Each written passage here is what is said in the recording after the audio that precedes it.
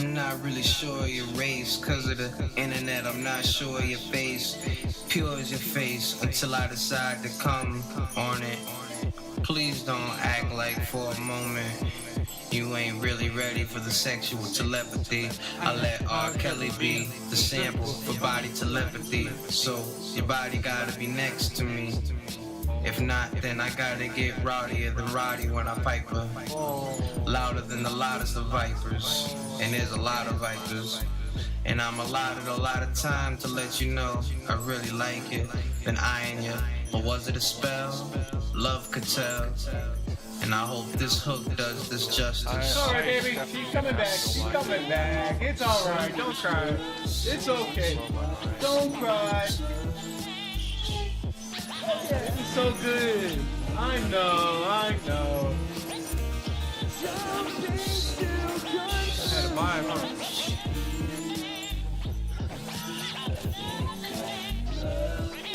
One take goes the verses, a takeover with my hooks. But the curse is, at least with this song, could I nail the hook down perfect? That kind of songwriting mentality happens to be what happens when I'm inside of you. So actually, every stroke is a fatality. I timed it right. When I'm behind the mic, I like to treat it like it's your eyesight. And just be gentle, no heavy cologne. Heavy even though it's off the dome. Are you ready, Simone? Something I've always wanted to say, I always wanted to play. I know two Simones. Then again, cause of Facebook, I know a whole slew of Simones.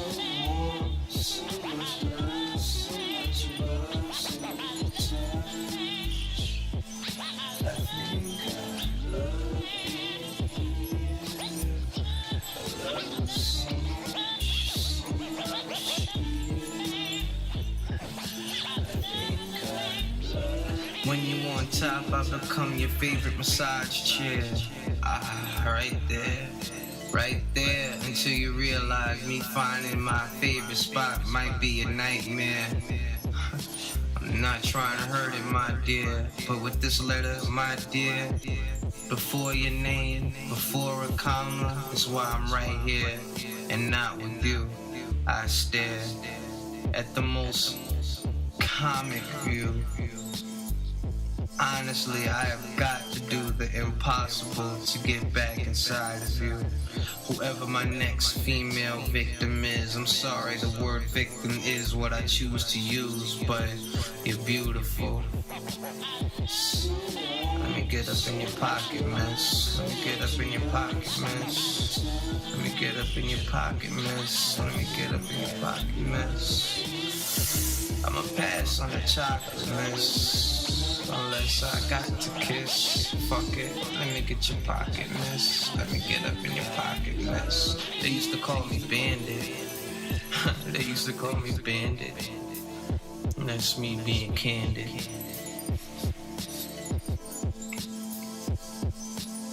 I just love women. Deception is a beautiful drug, you know. Shit, I'm MC like cousin, yo. Of course I love women. STHCH. Yeah. The green in my eyes is because I'm willing to believe in the lies for a piece of a dime. Like a torch with three sides. Feel me? Yeah, he's on. Pause. Whatever.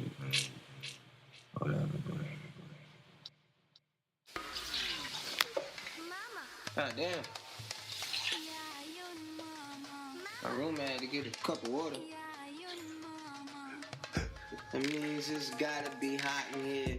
Listen here, I got you square like times, the number of times I tried to get inside your mind. It's pi times 7 times 3. Please don't mind me, I'm trying to get Evan. Remember, I said that shit and all alone. It must have been 7 minus the S, minus my breath, minus the death. My mind when it's stressed. You on top, me inside, that's rest. For the rest of my life, I can slide inside, and then I'll feel finer than Jeff.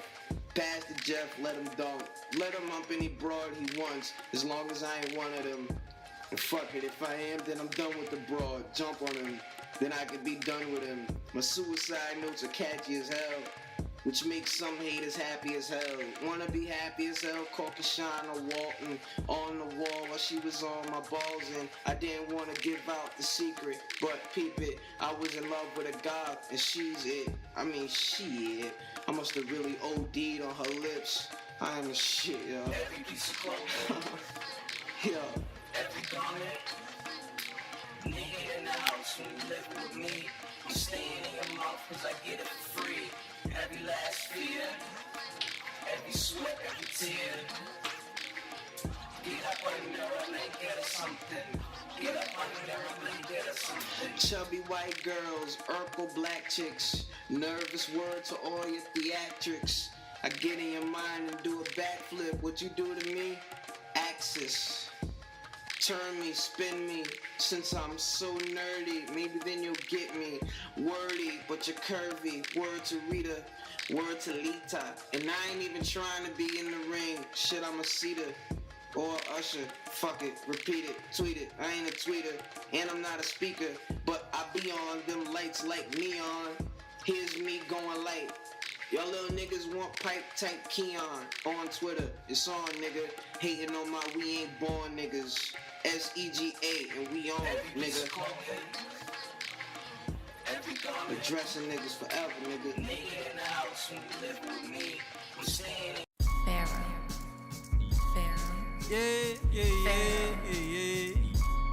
Oh. Fly low, Lupe, Ago, yeah.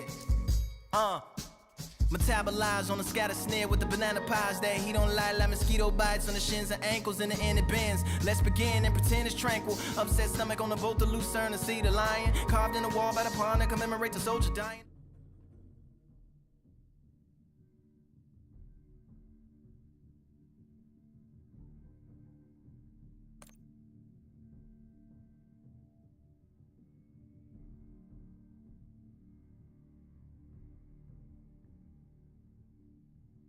No double XP this weekend with the book. Somebody cursed out the developers or something. Why are they so stingy with the pods? So stingy. Stingy with the pods.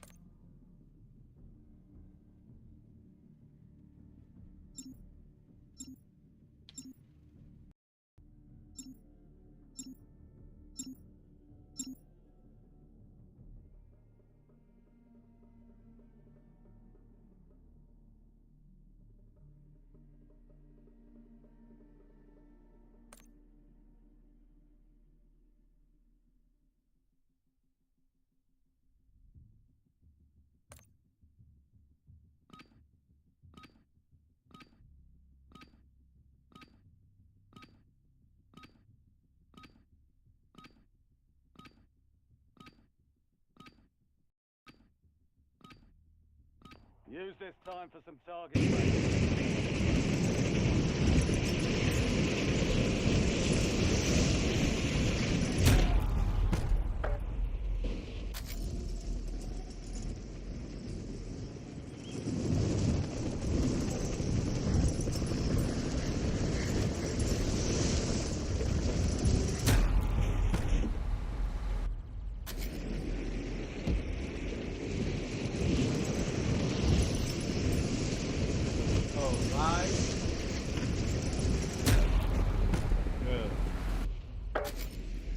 First week of August. I'll go to Chicago unless you like crowds, traffic, every freaking where. August used to be sick because I used to be like, that was the time. This is in Chicago. I've been skateboarding all summer. So in August, man, you know, everything's kind of easy. You don't have to be in traffic. You can just skateboard it.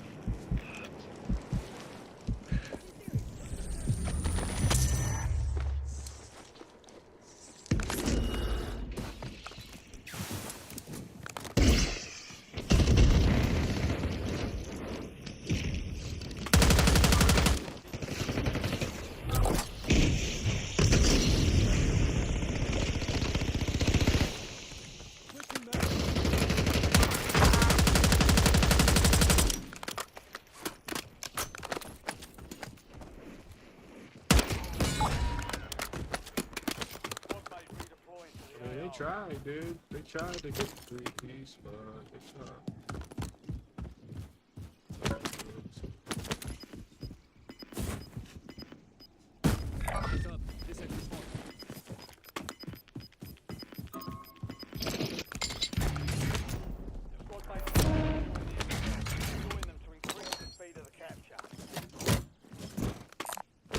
Upgrade active here. LMG mark.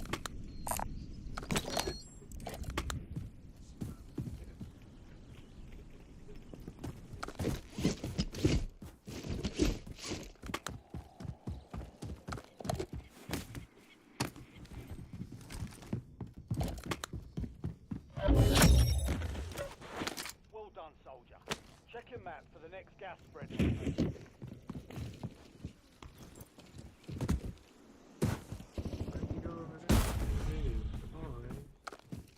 You already died. Just saying, man. Damn.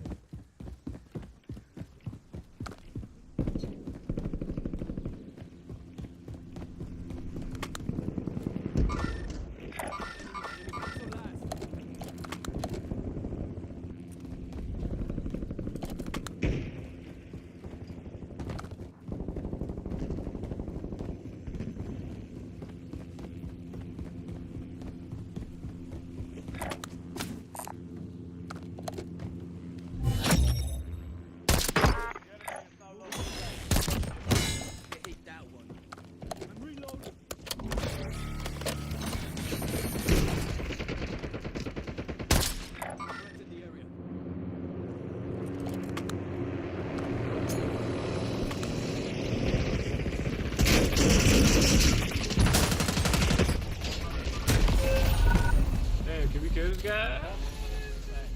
You know, I'm serious, but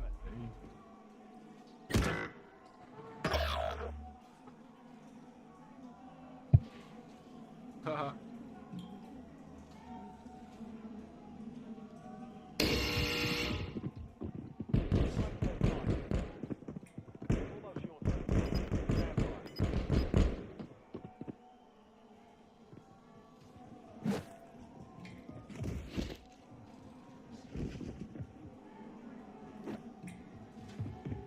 Success means redeployment. Failure means elimination.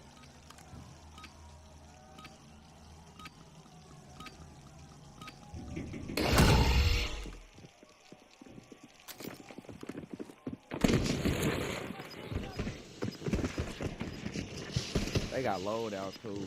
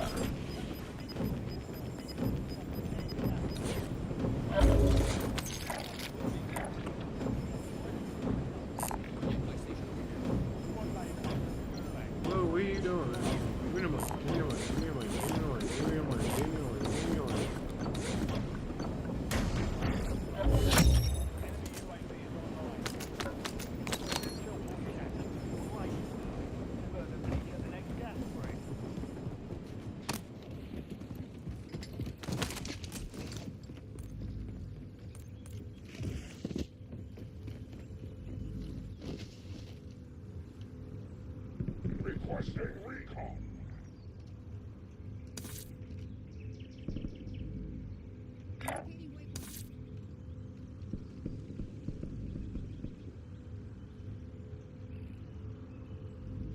squad mate won the fight. They're redeploying now.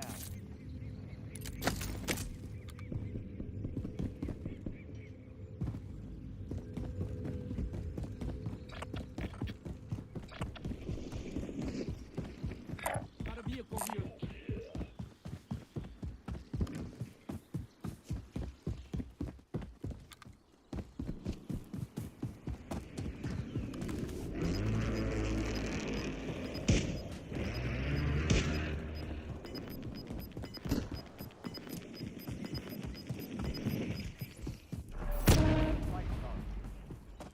Gas is moving.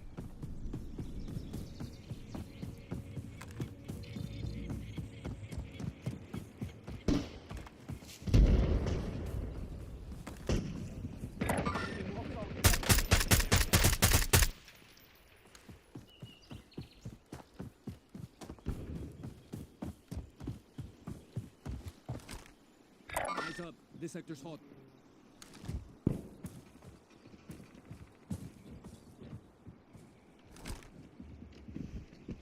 Got enemies around. Forget that.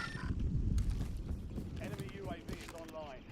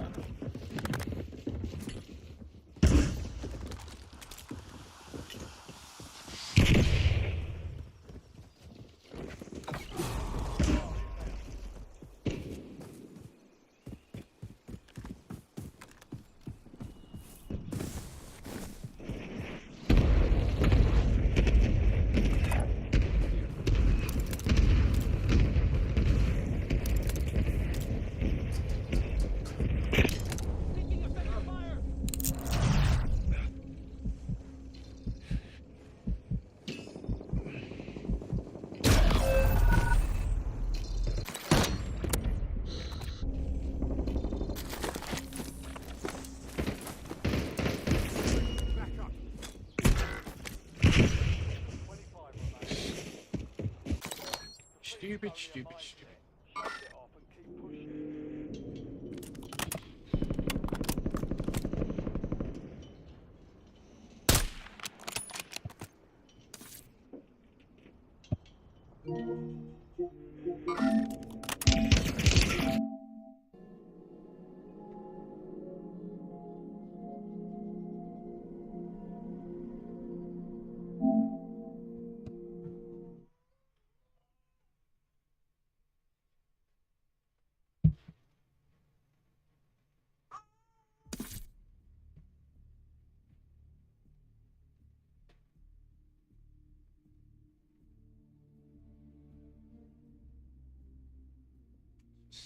This was,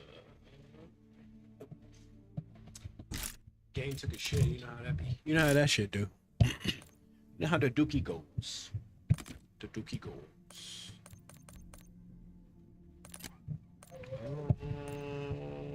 Wasn't as bad.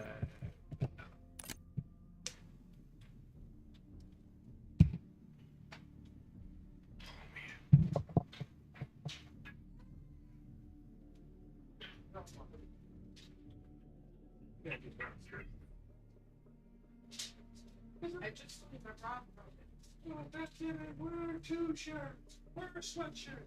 Wear a turtleneck. You gotta go, babes. Y'all see what I gotta go through, right? I'll pray for you, man.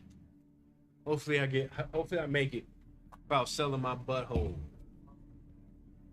What? I'm not gonna do it, baby. I would never do that. My butthole is a virgin. That's funny. It's a funny thing to say. Do a happy No es verga. And then it's my turn. I want to watch this movie. X-movie? X-Men? You're in the X-Men? No way.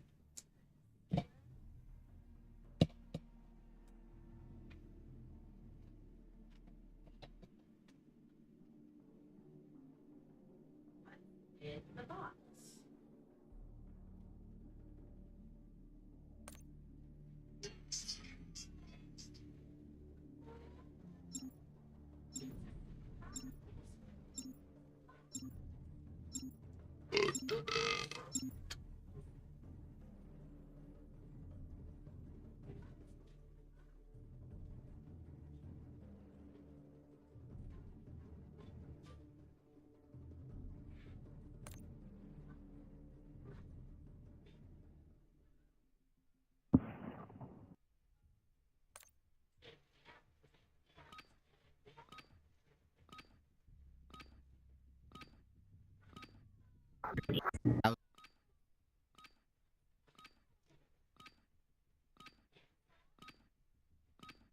Check weapons and gear. We're holding. Shooby doo doo doo doo.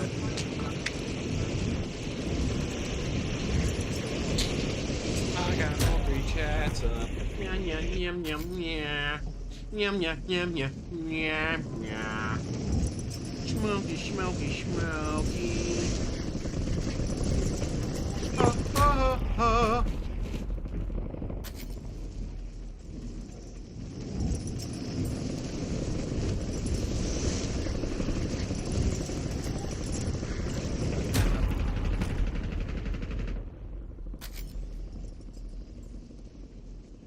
All stations, we are green to go. Stand by for deployment.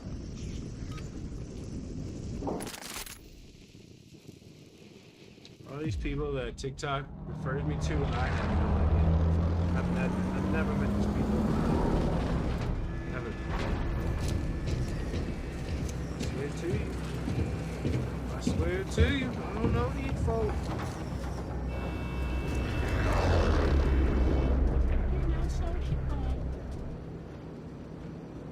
Your team leader. Set a drop point for your squad soldiers.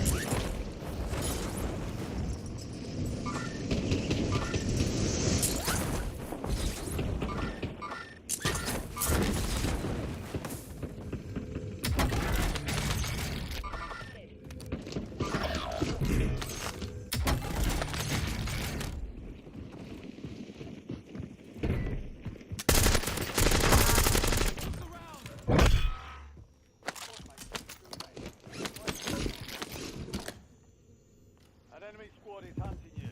Stay sharp.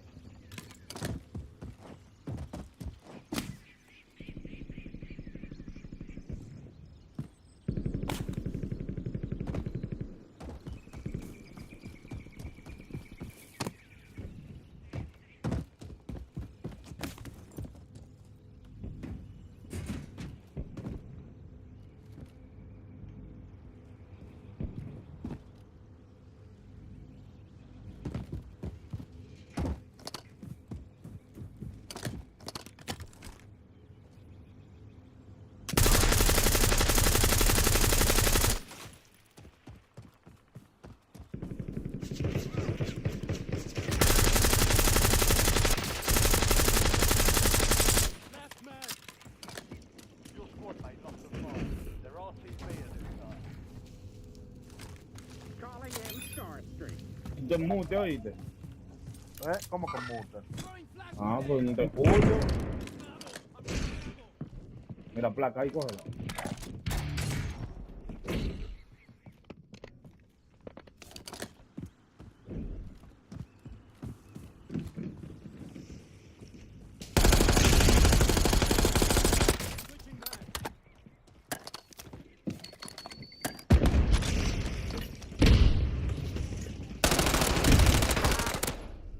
Vete, sí, vete, vete.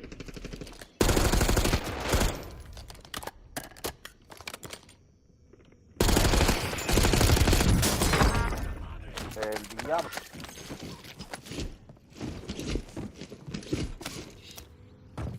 That's what y'all get. You shot my homies first, so what the fuck? I'm supposed to let that shit go? Oh yeah, buy station over here. Can't just shoot the homies and you get away with it? Hell no. Even if that wasn't you.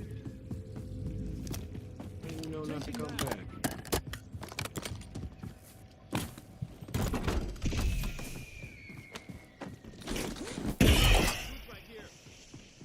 Loadout drop headed your way.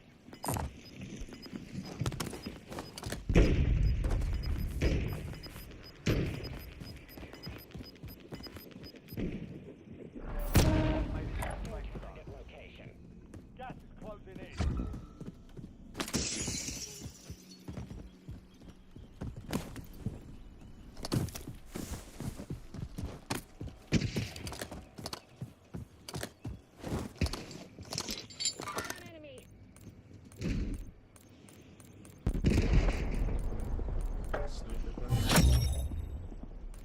Solid work evading the enemy.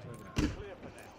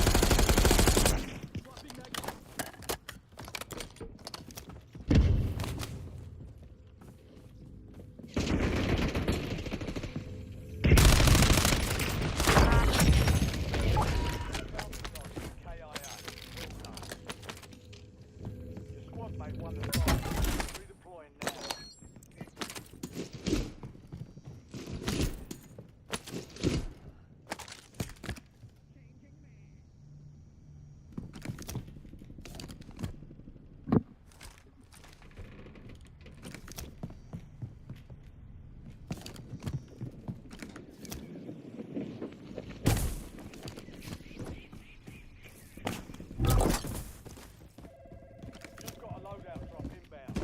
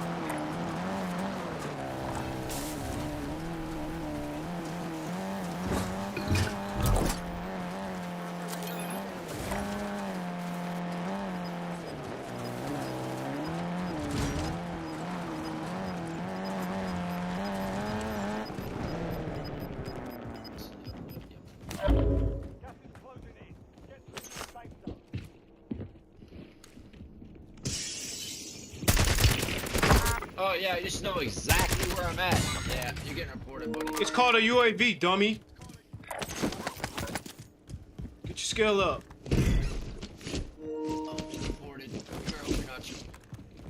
You're just stupid.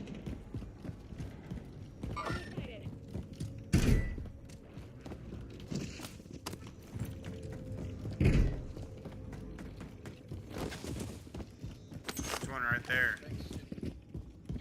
That's the one that shot me by itself.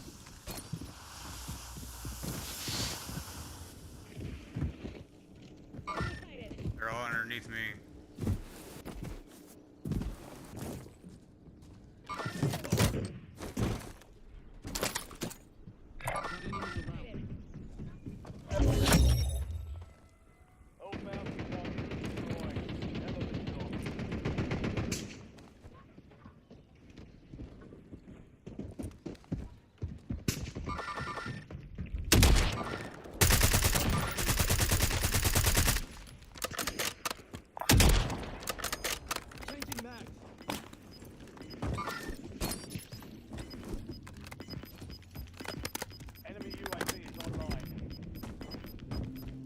I got reported. Y'all hear that, chat? I got reported. They reported me, y'all. Right here.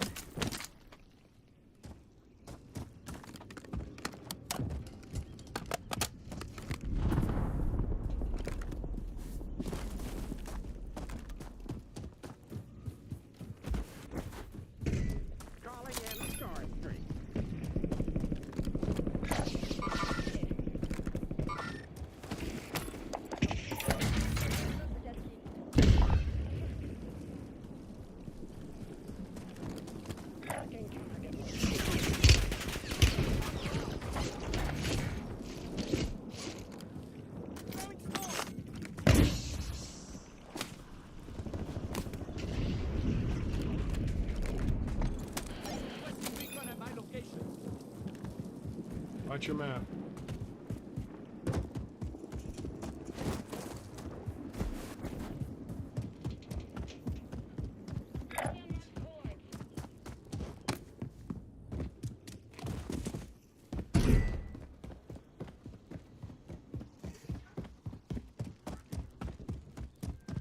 Mission timeline expired. UAV CAO.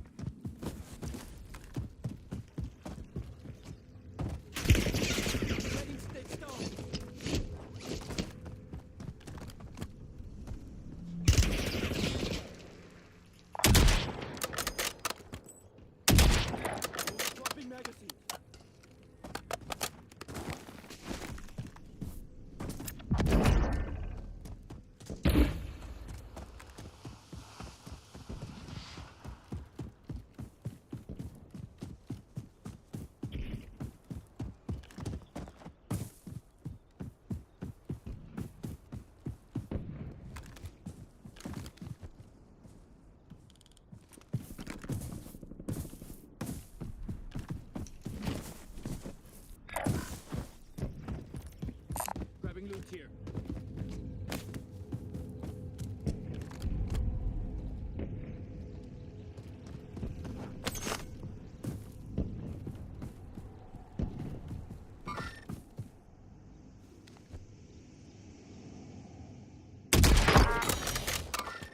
Switching back.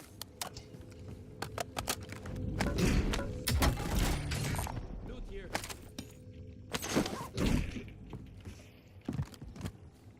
Target location.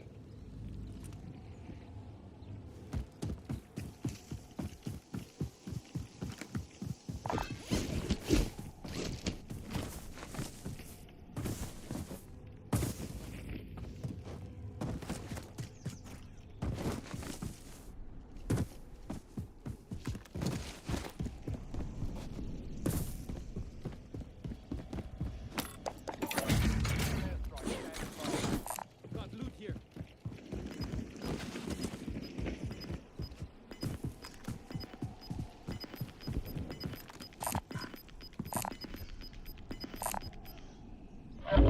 Southeast, southeast. Relocating safe zone. Target area marked. You're clear to hot. Eyes up. This sector's hot.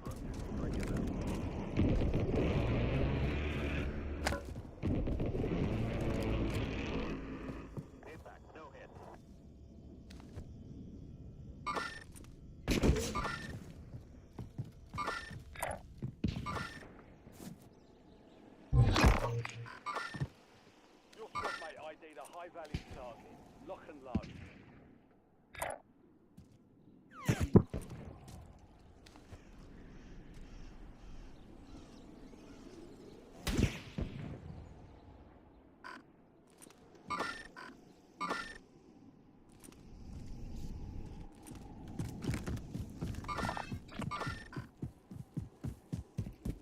JLTV here. Moving.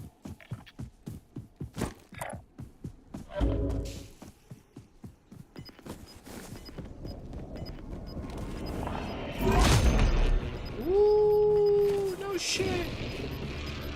GG's, boys. Fucking animals. Man, my team is not playing with these fucking lines.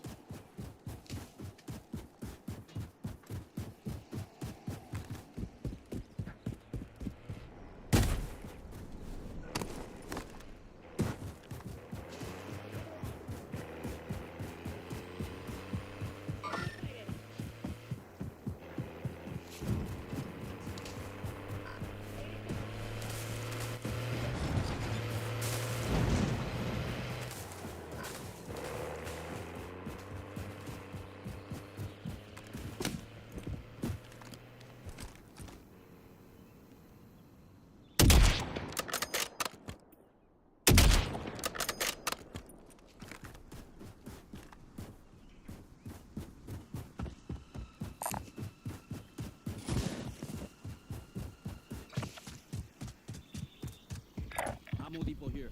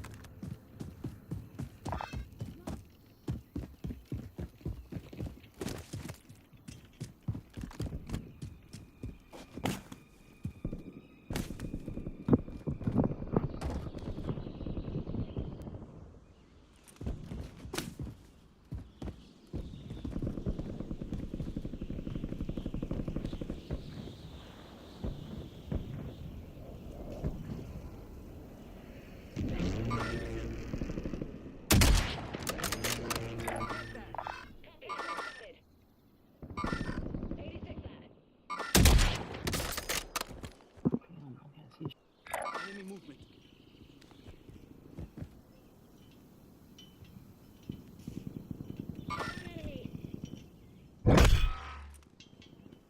You're being tracked by the squad. Evade and survive. Targets evaded. Bounty contracts in pulled. I'm reloading.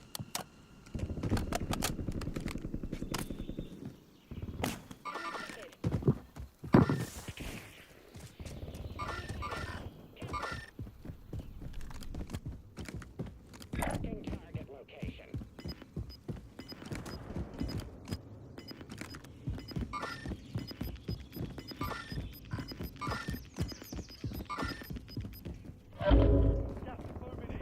New safe zone location.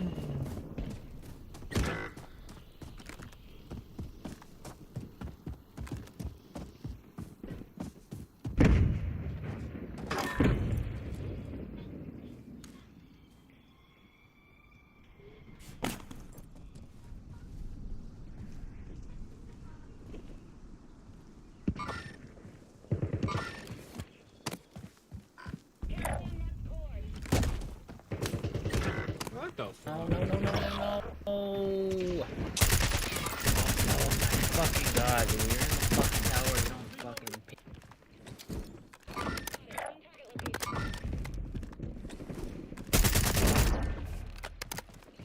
Squad mates in the gulag. If they survive, they redeploy.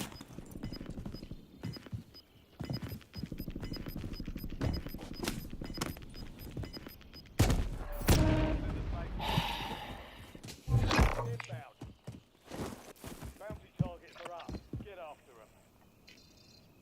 Oh yeah, buy station over here.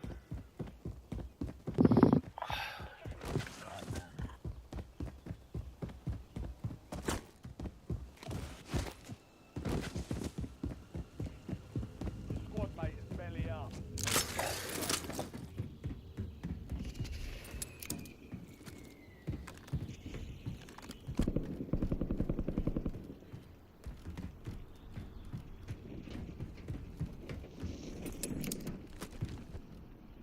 Stay alert. Moving here.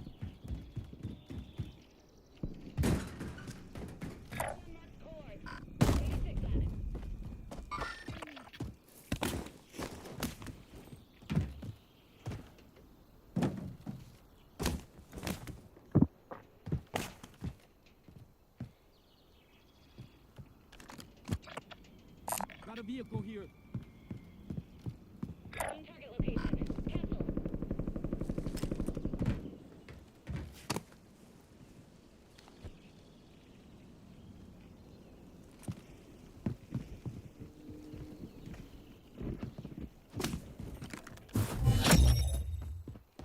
The enemy lost track of you. Good work down there.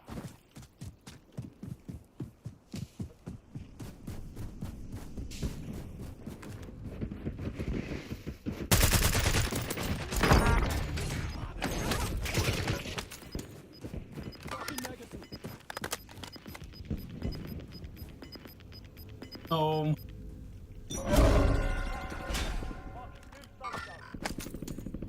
Gulag locked down. Area clear. Enemy UAV overhead.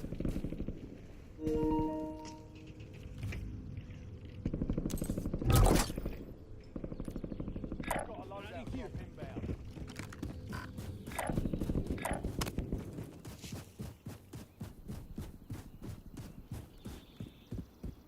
Hostile UAV in the area.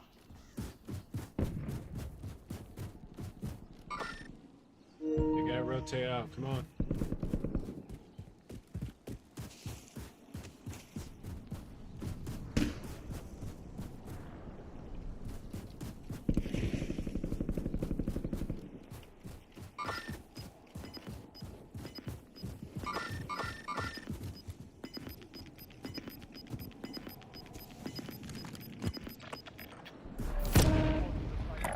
We need that. We need to go to here, bro. And your boys.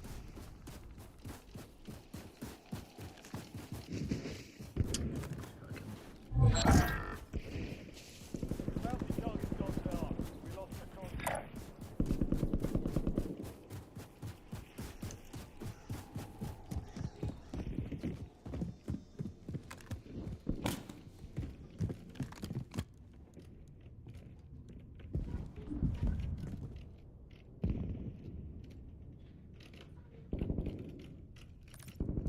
Regroup here.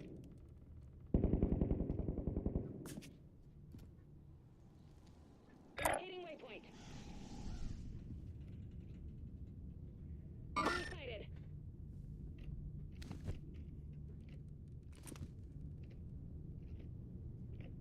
Found enemy.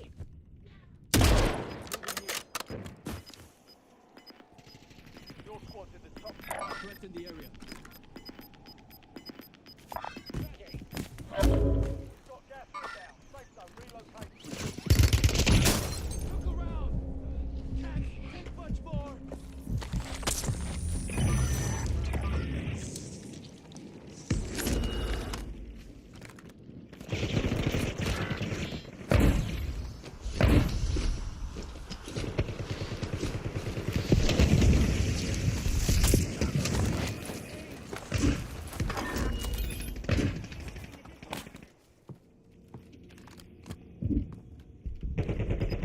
Enemy movement.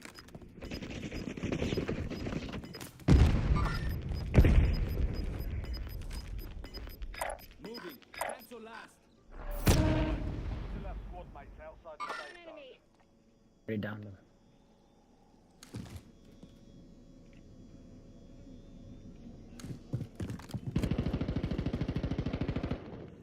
Enemy sighted.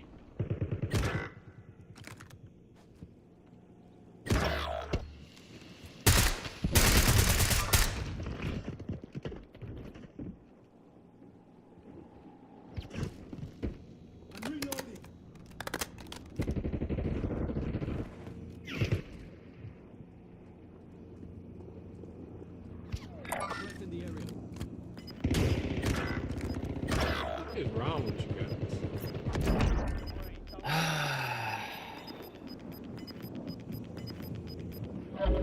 Captain inbound. Marking new safe zone.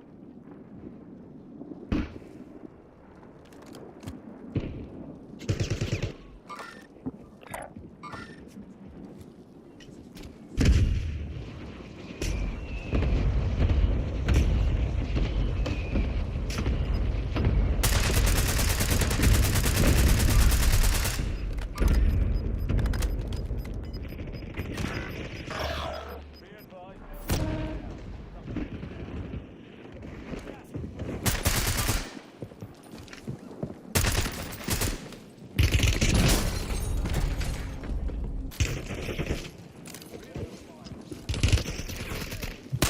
What can you do, man? I mean, you know.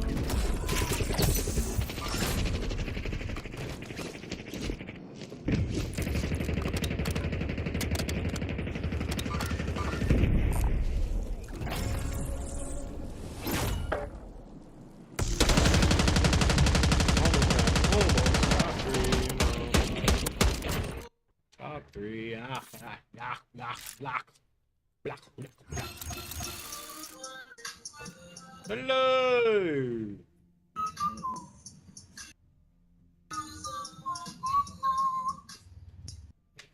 I'm happy.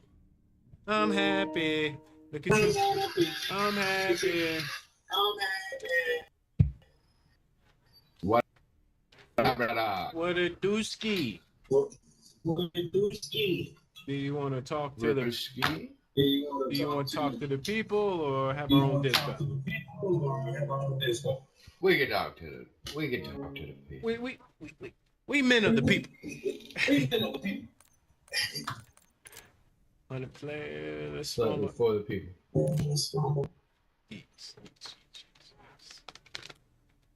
We are live, ladies and gentlemen. Live. Live in. Stay live. Smoking on that loud back. I'm just here. I just want to win. I mean, no. I just want to play some video games. Relax. It's Saturday, man. Yeah, I gotta go to work in like an hour. Where are you working at Lollapalooza? Yeah.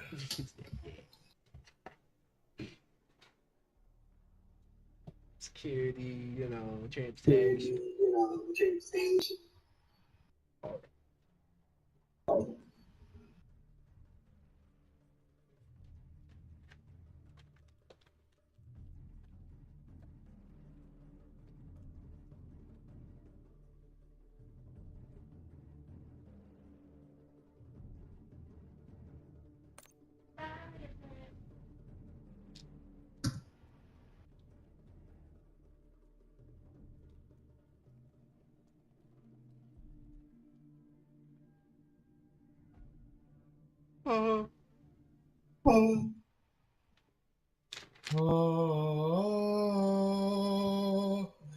Let's do this.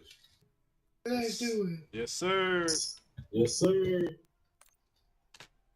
I think it's top 5.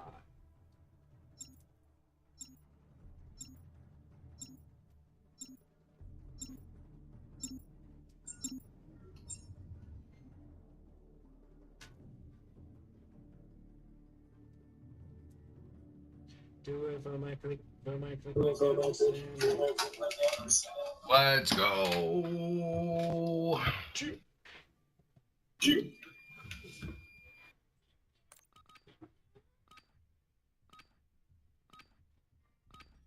I'm out in the open.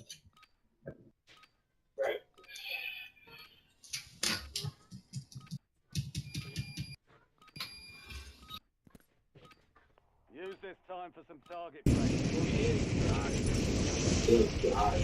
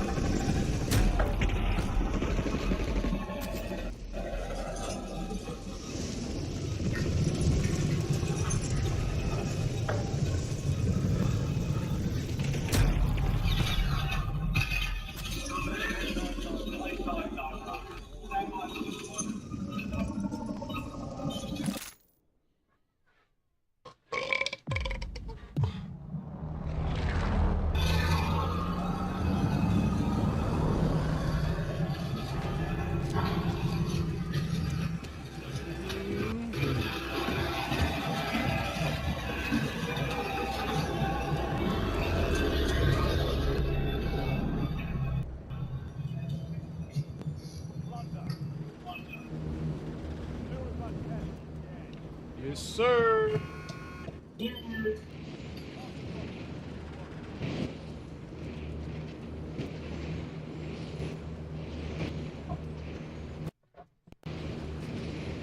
Where you headed? Downtown.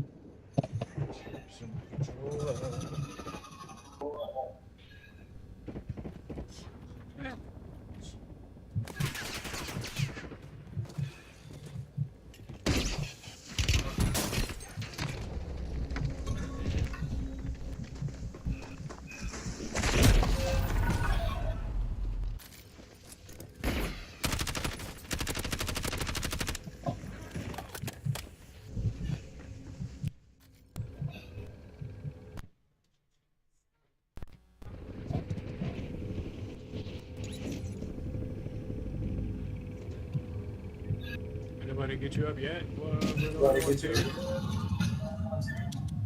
Shame. Yes, sir. Out there, though. Two dudes still on that main floor. Are they getting money now? Yeah.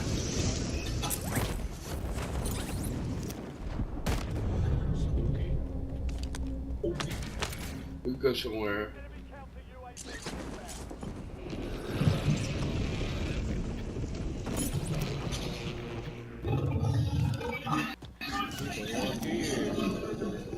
Yeah,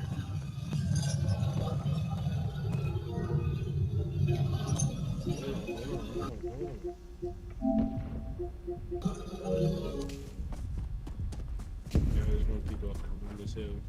Drop the floor.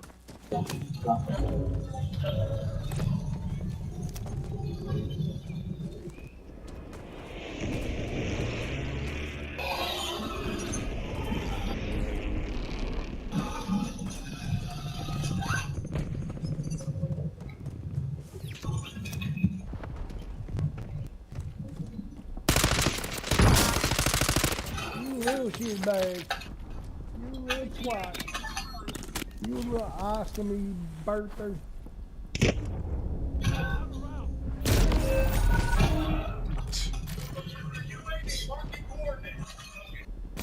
I got hit.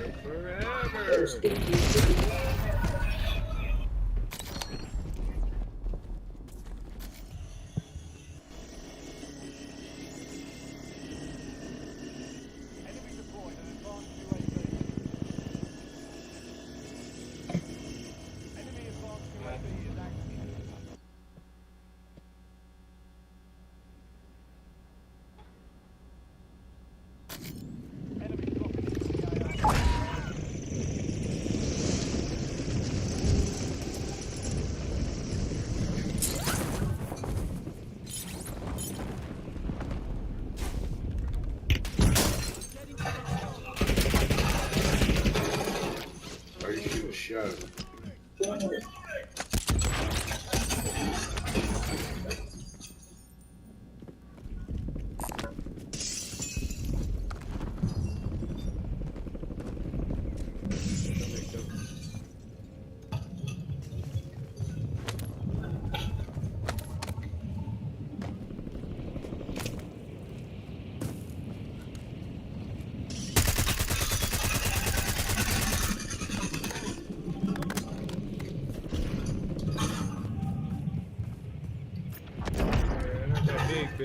Real bad.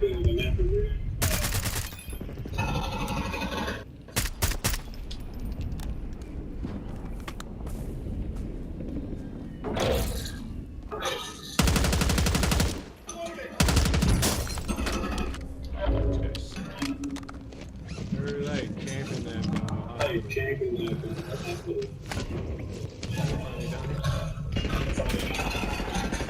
On me. Main floor.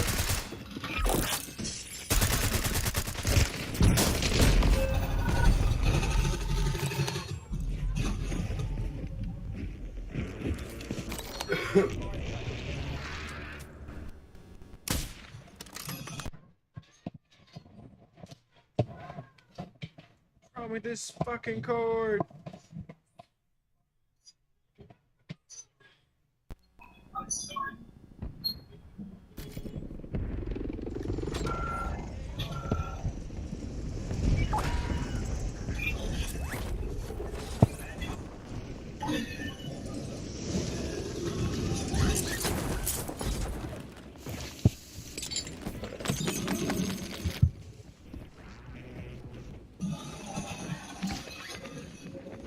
I'm telling you. Switch. Enemy deployed an advanced UAV.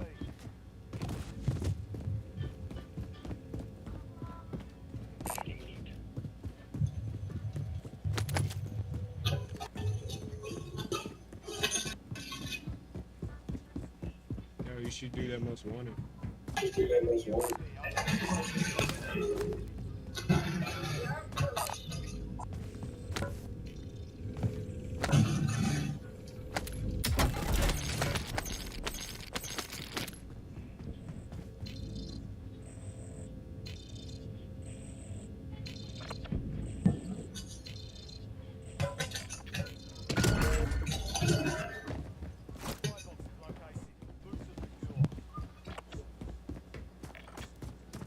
No, you see that money bag right next to us? You should kill it.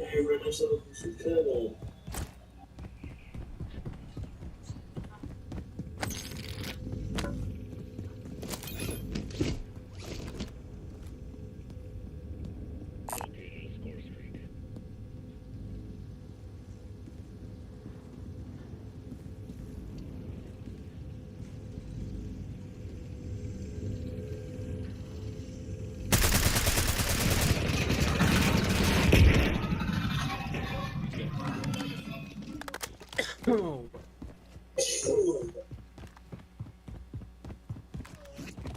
Yo, people on this roof, this red roof.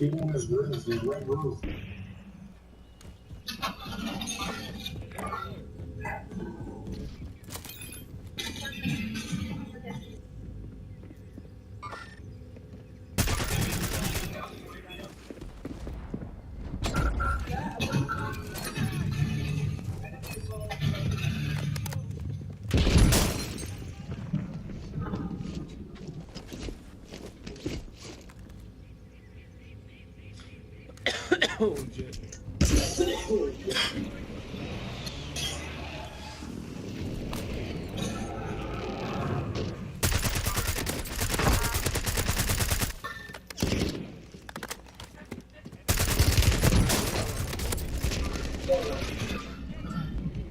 Where y'all at? I got like 4 people in front of me. Shit. Oh, he's getting out. He's getting out. He's getting out.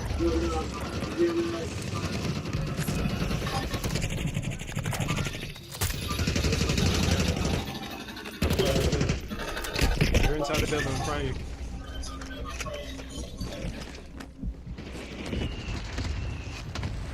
Oh, in this building, we have people.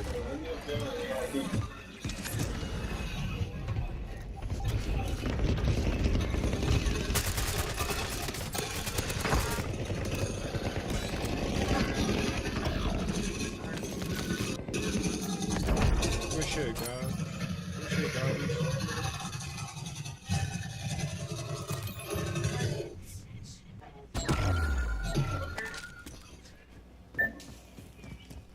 Any headphones? Enemy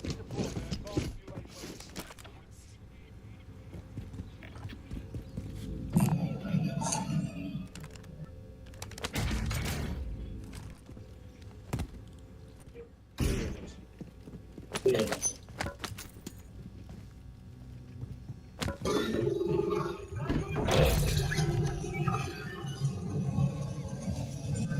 loot in here.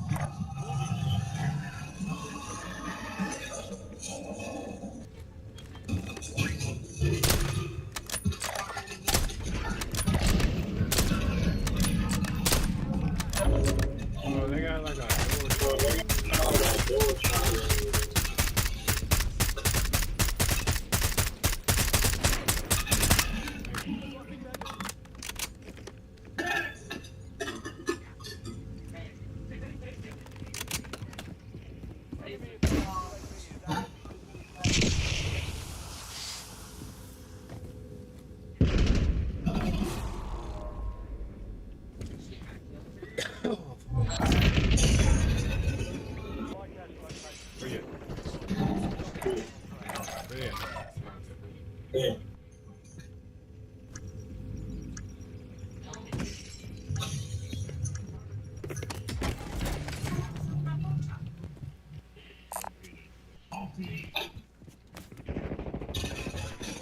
On me.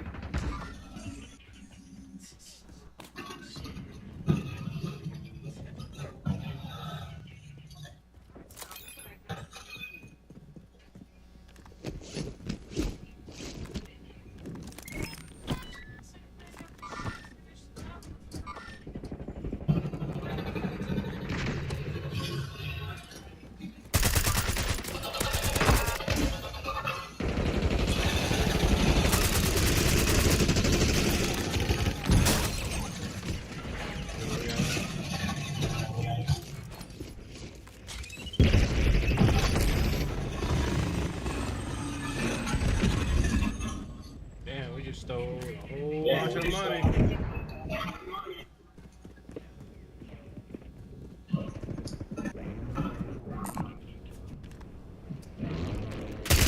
Right here, on me. Oh my God. Get him on top. We got our bread.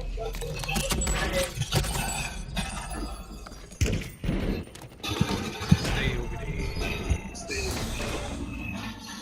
He's on the roof, dog. Second floor. Enemy advanced UAV overhead.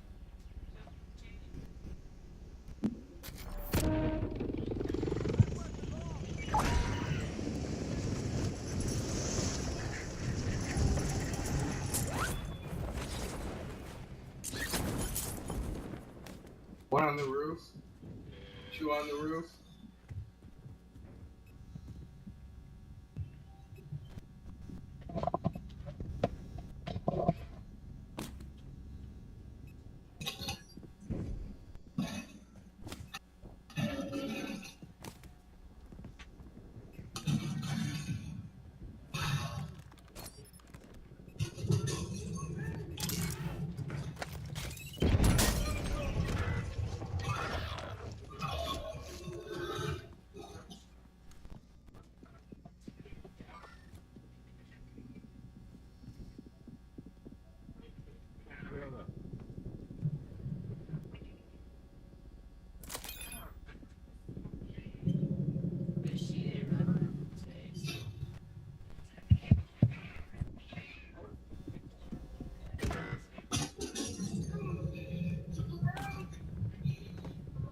Fuck.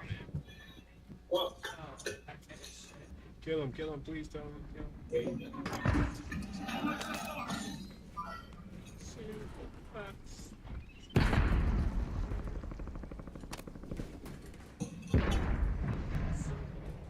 Enemy deployed an advanced UAV.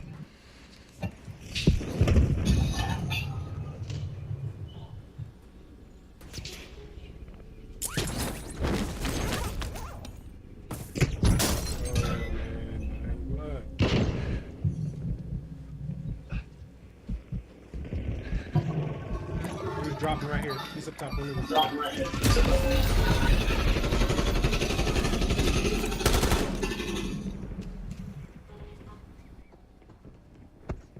I think they're like hiding him in between the things. Head back down. Between the stairs. So it's... Oh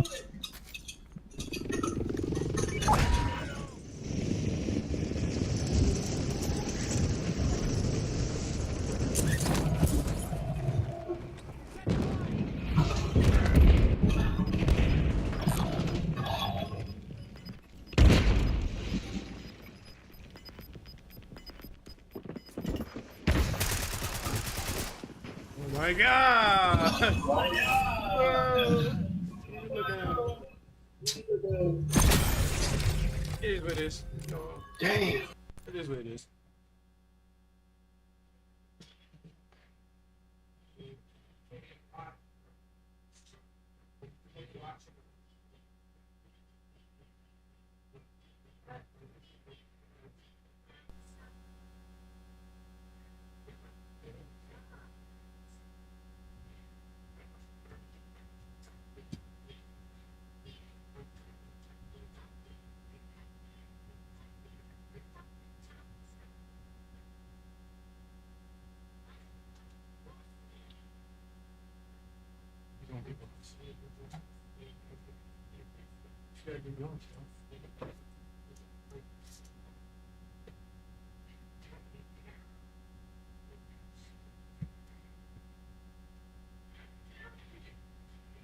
Good players on.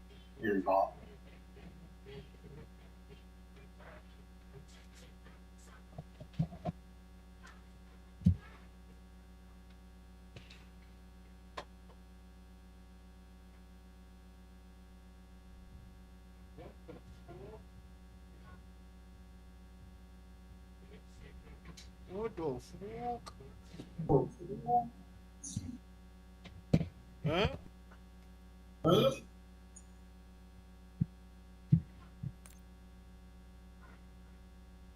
If that ever happens, just text Deb.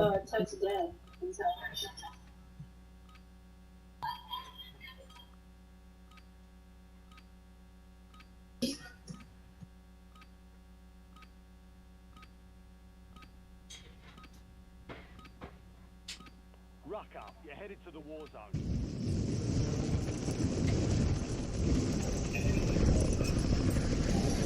Oh, it's right there. Huh? Wow. 5 minutes more than you.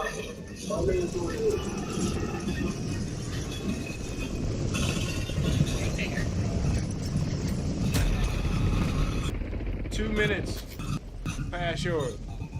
Hey.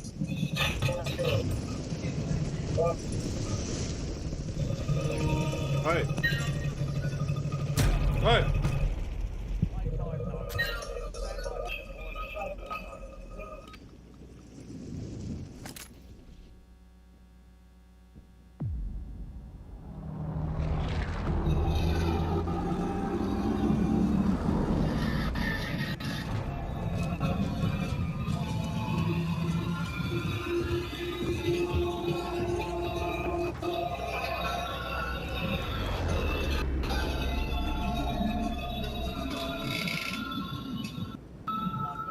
'Let's go. Let's go. Hey, yo, you need to get blunts too now. Talking to that almond head ass girl, man. You need to go get blunts. Almond head? Yeah, almond head. Oh shit. Yeah. Yeah. Oh shit, we should have landed downtown.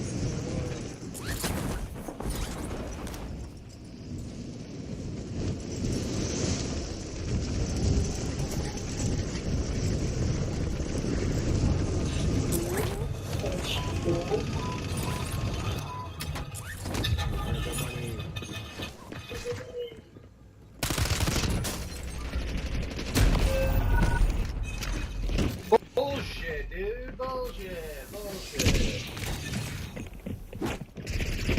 Sweaty ass baby. Sweaty ass baby. That's scared, motherfucker.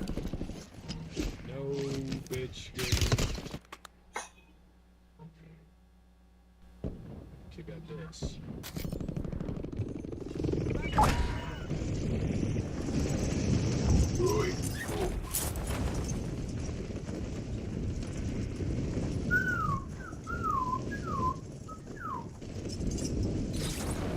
Behind you, behind you.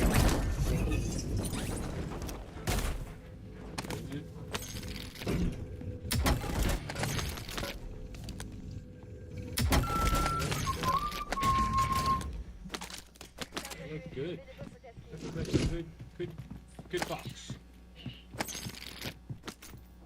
I don't know. It's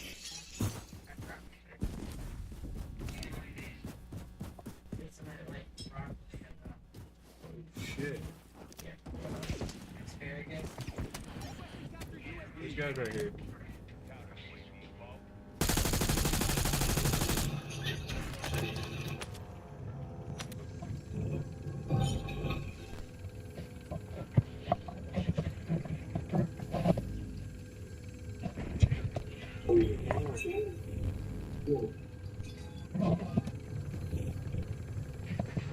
Right next, right here. Just pick it. One.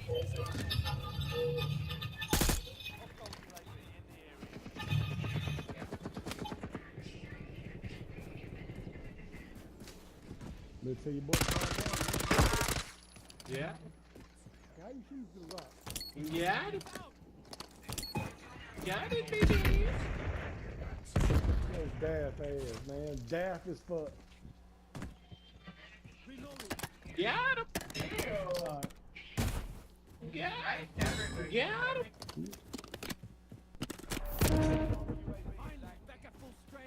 Hey man, they shot at me first, so I had to.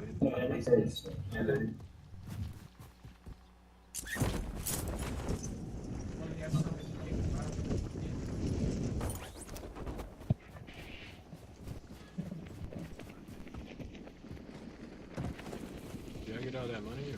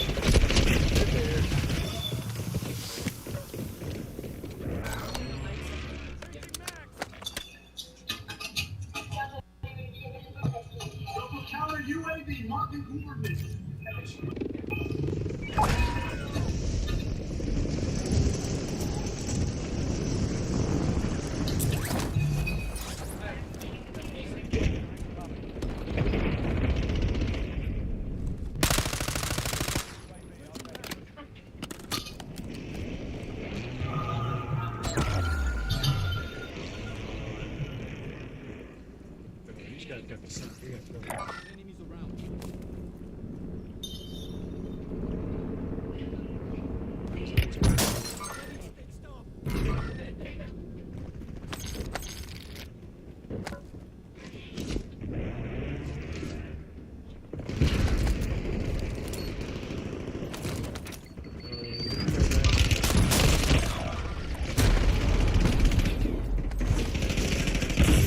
Randoms, bro. Come on, look at your map for once.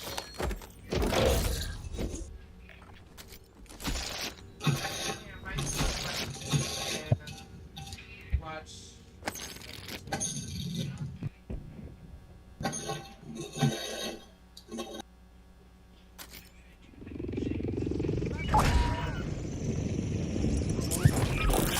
Funny, bro.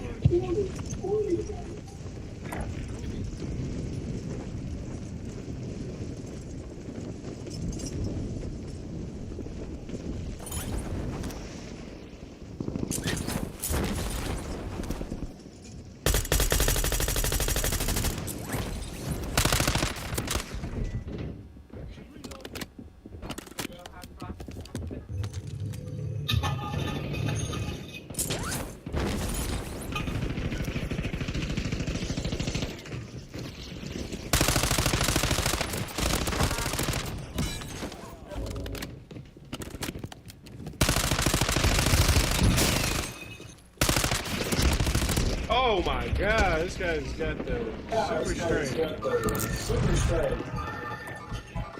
No, we didn't have. What's up, Jim? What's up, Jim? Jim, damn. Whatever. Game ain't over. It ain't over.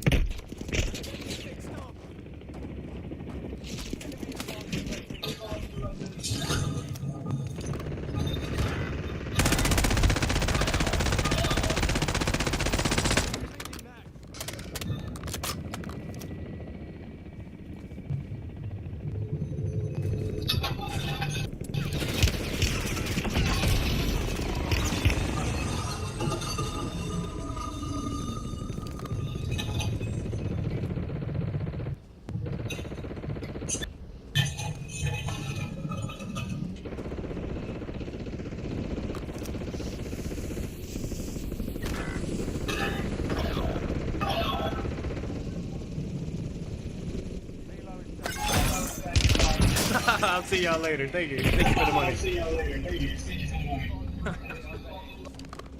Yeah? Got him.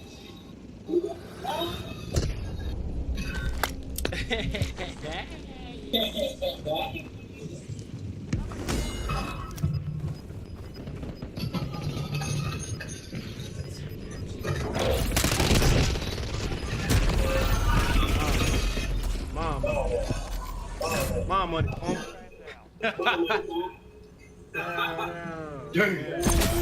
I know, it's a tough lobby, yo. So taking them boys' money was gonna do something, they didn't do. God dang it!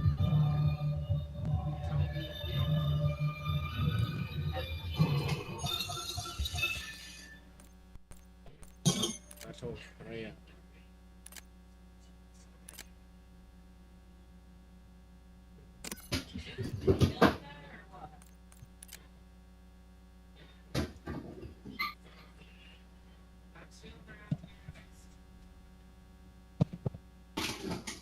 I totally brought it up in briefly. Falls into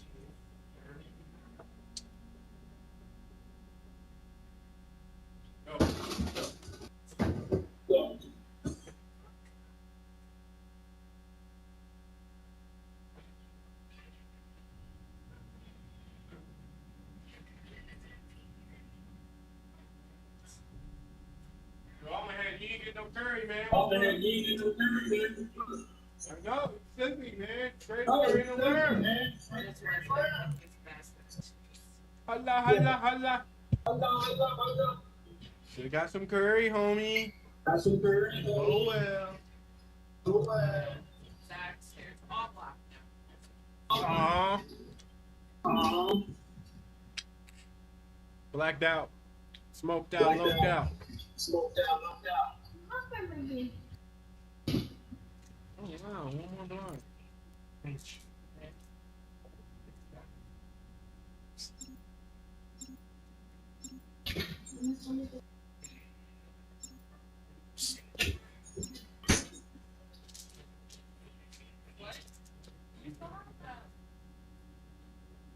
What's up, y'all? How y'all doing?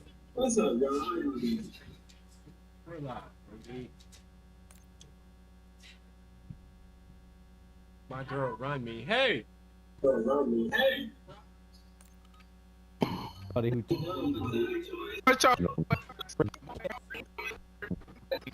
I'm finna ban you.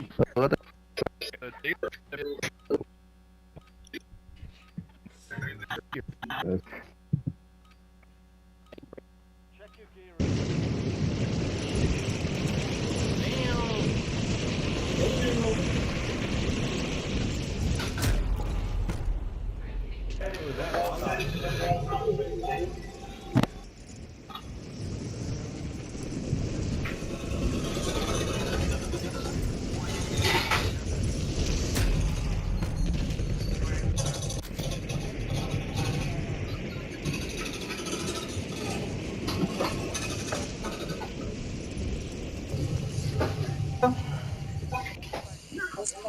I sent you a video. Hit play.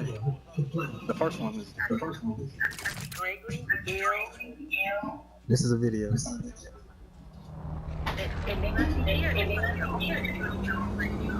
Oh, that's today. Come on.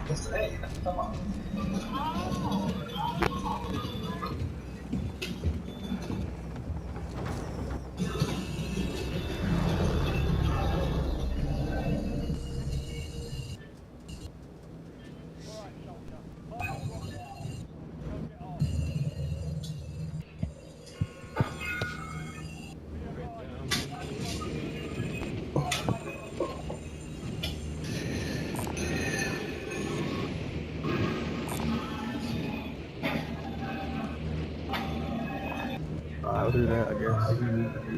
Yep.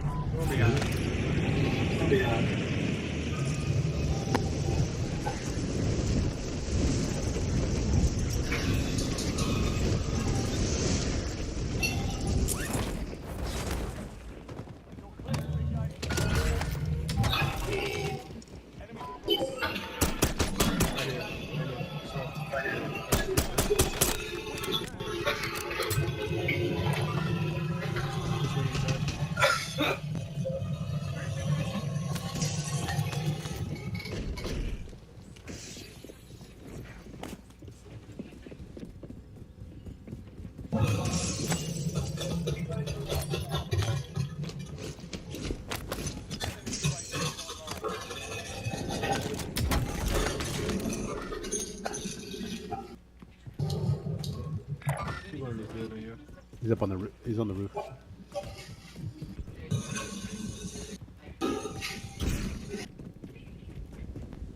Bro, if anybody up here? No, talking to the game. Must have jumped.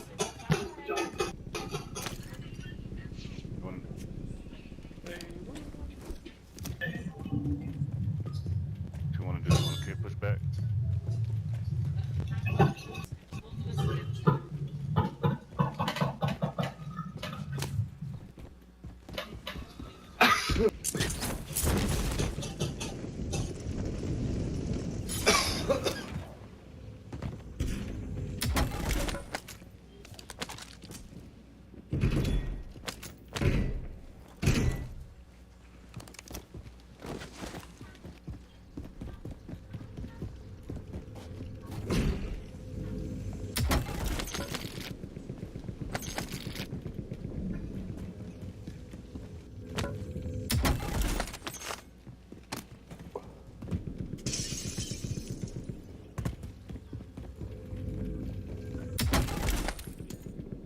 Chief, how you doing over there?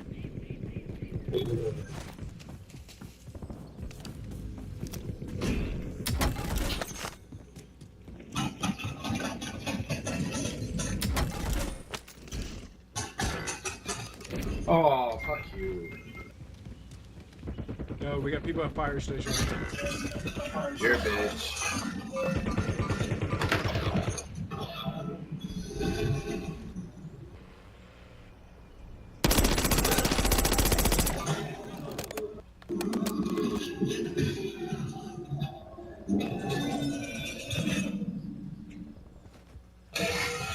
Decision.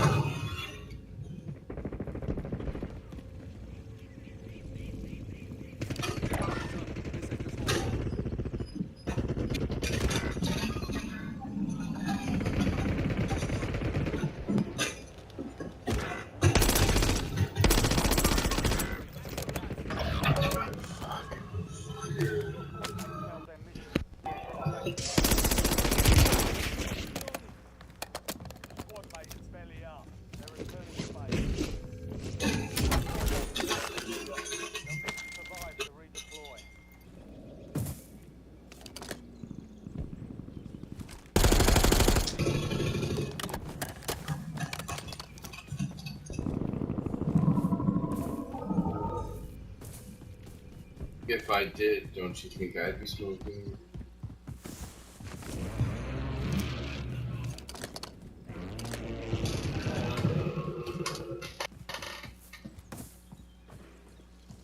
Get some, baby. Get some.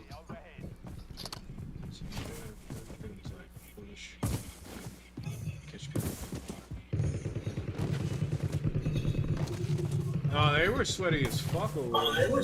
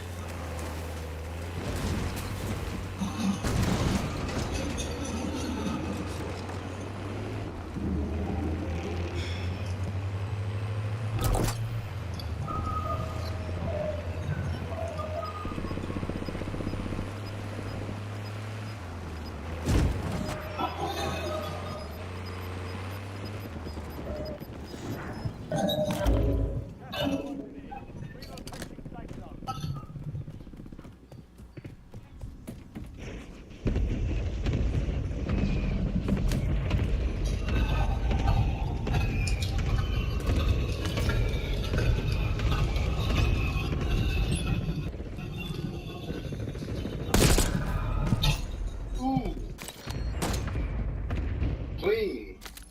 Yep.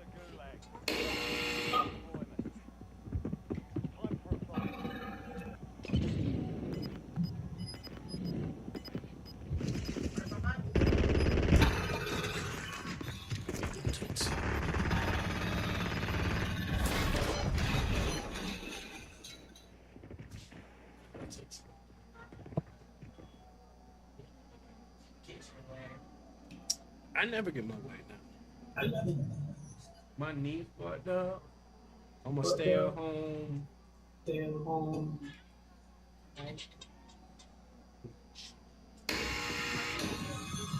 Come here, silent.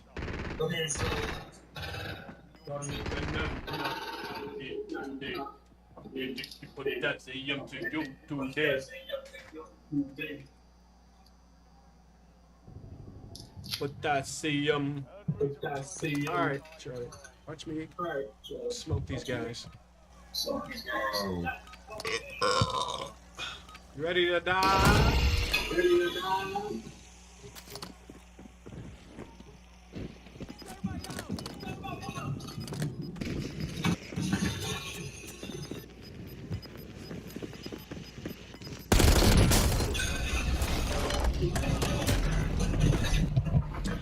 I suck.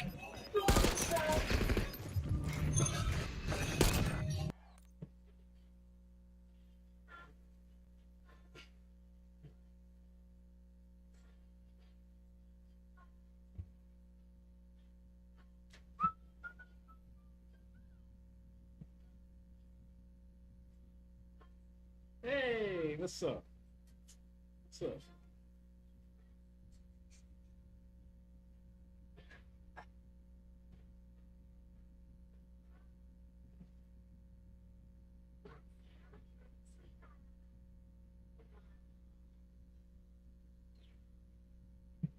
It's tough.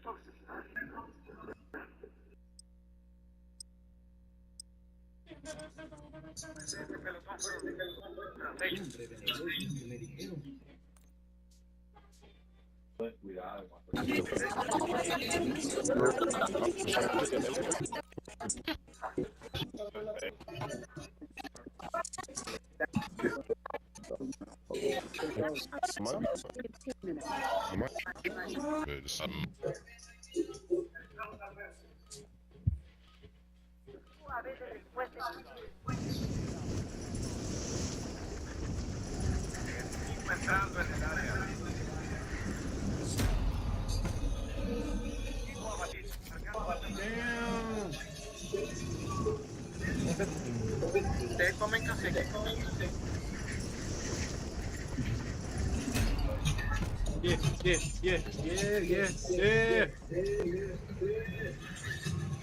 Ah!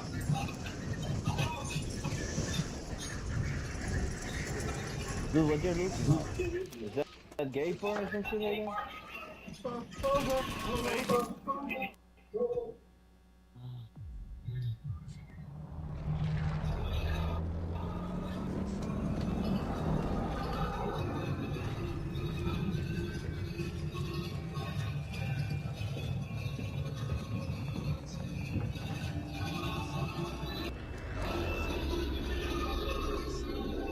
All right, y'all ready? Yo, yeah.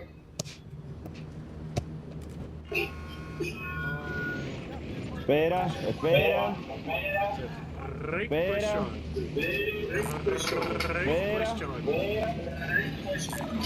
Vamos.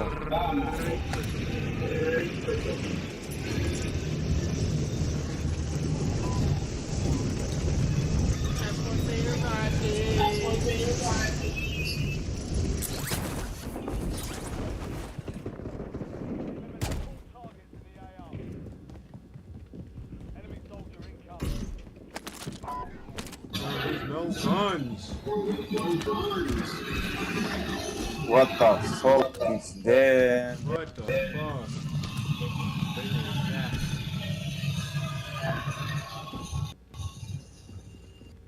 Squad mates in the gulag. Your team are fine. Redeploy.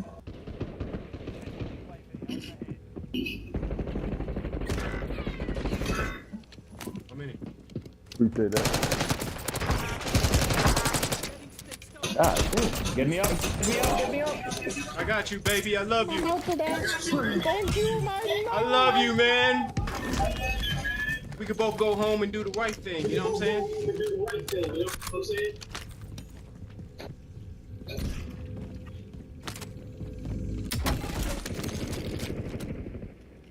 Sick white blood soldier. There's like a whole team up there. Whole new team. Moving.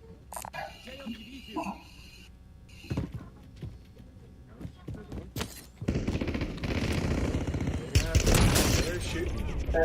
They're shooting. I don't know, buddy. He needs 5 more kills before it goes.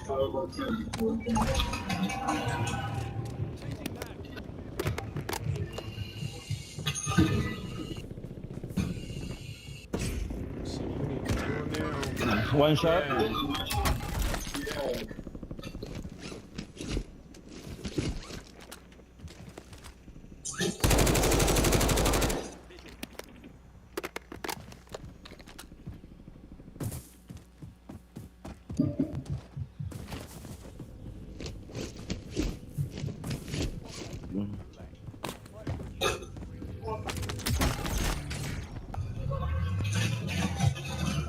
Mayo, ¿estás ahí?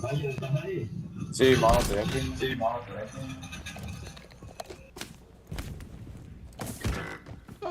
Qué mentira, Marejo.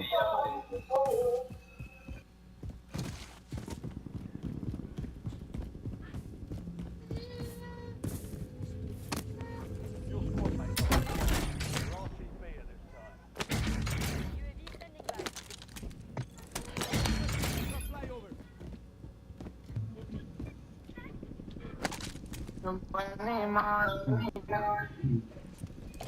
Ajá, anda a comprarme, pues. Voy. I'm finna pull up, brother. Stay on that road, though. I'm on the same road as you.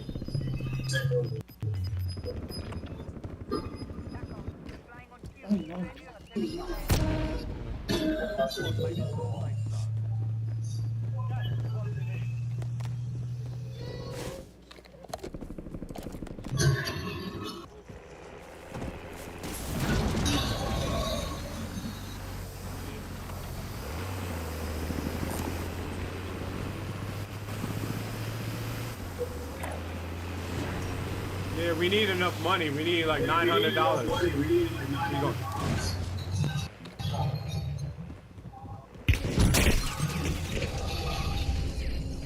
Why should they, just watch this second.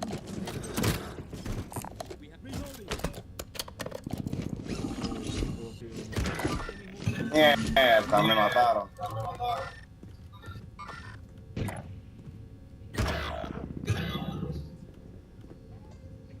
Eres una mierda jugando. Nice.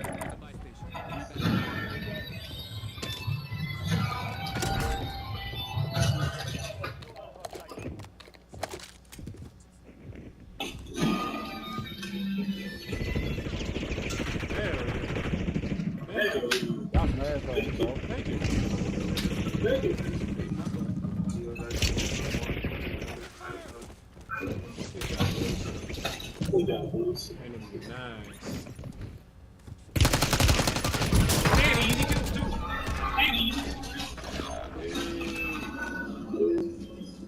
These guys, man.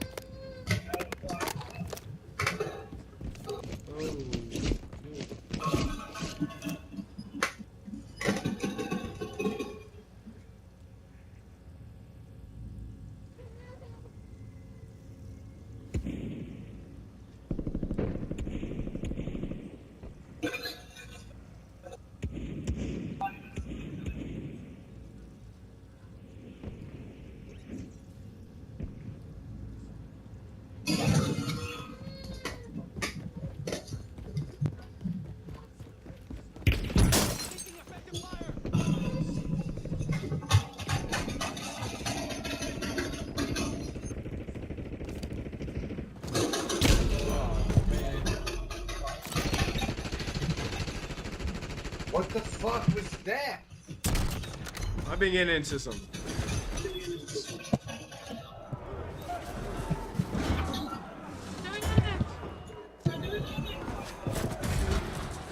Try that. I could cry too. Oh.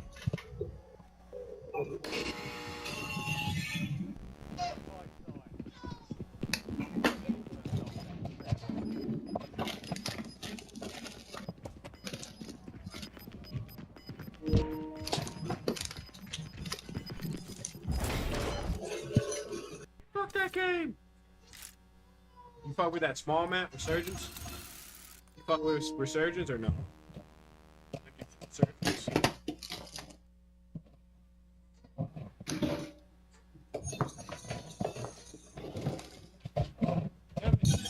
Shortage. Fuck me over. Come here, baby.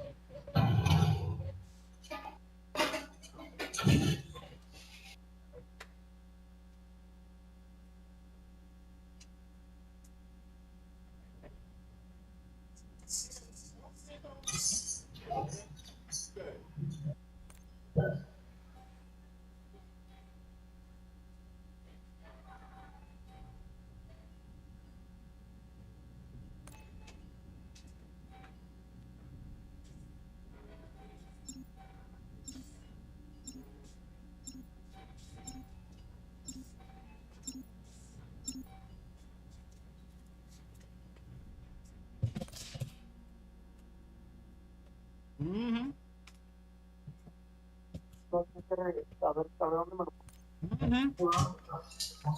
Mm-hmm.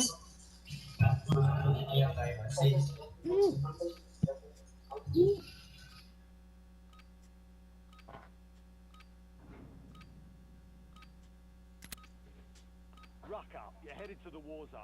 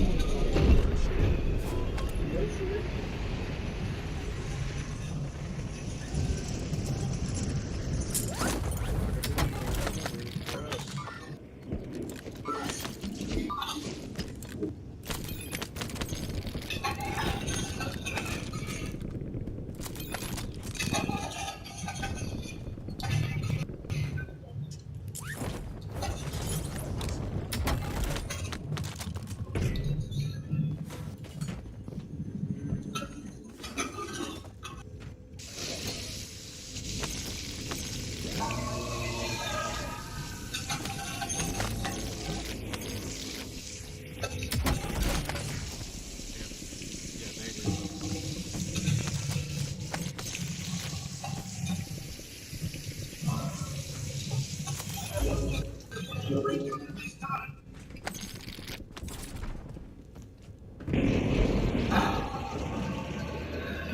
the showers. What you do? Do what? Do what I did? Stop. Oh. Ain't looking for me. Ain't looking for them, repeat. DV. Beating up on your wife again. Come on. You gotta come with us. Can't. Hey, listen. You can't beat up.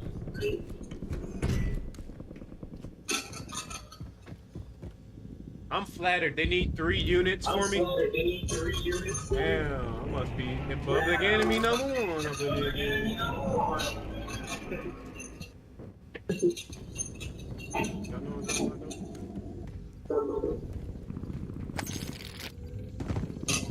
do you think? 3 units? Is there a female officer? No? Huh? Oh, you see cars? Your Bobby getting high.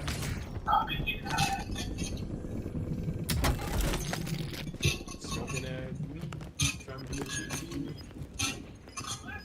You're almost done here. Squad's active in the field.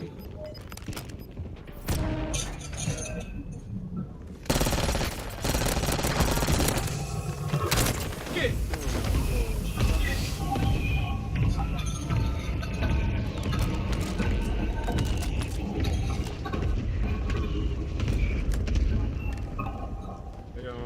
Drop loadout, bro. I don't got anything on there anyway. It's all good. I got it. I'm finna drop it near you. I got shitty.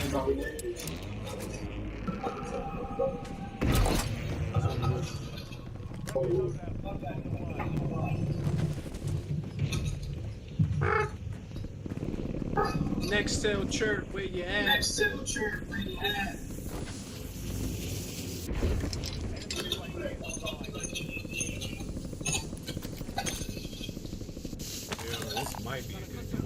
This might be a good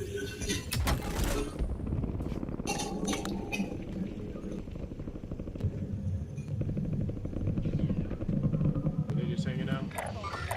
Y'all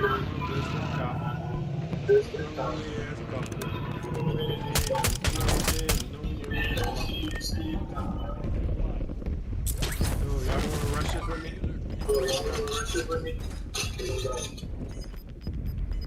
He's there, he's hit. I hit him once.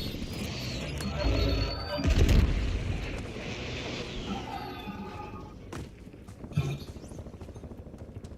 don't see this sucker.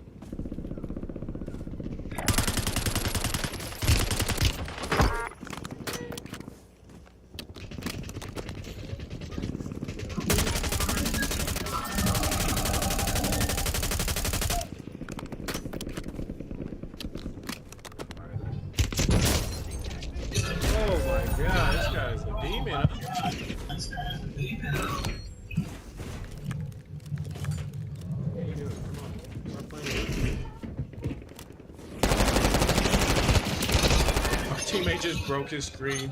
Behind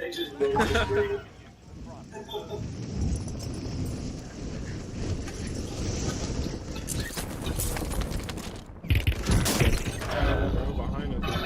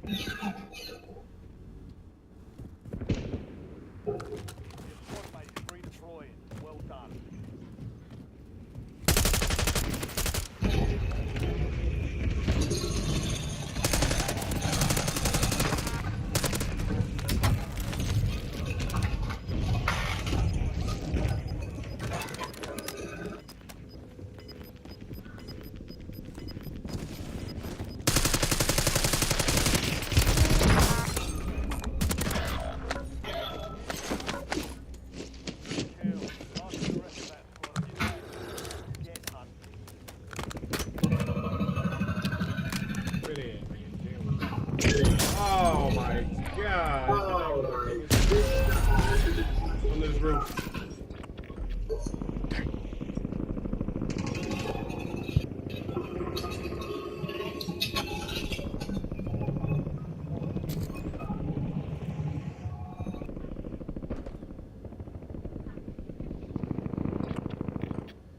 He might be flanking you. Might be flanking you.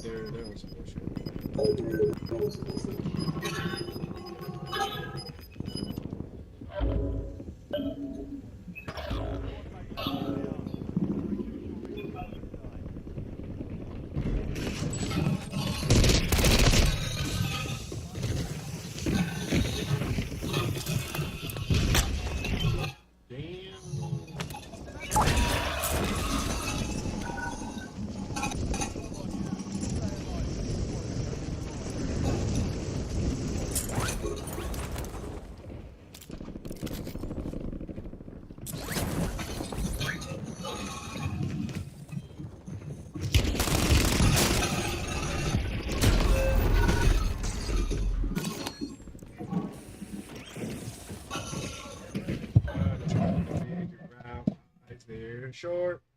Why is there a short? Stupid nano got a product. Why is there a short?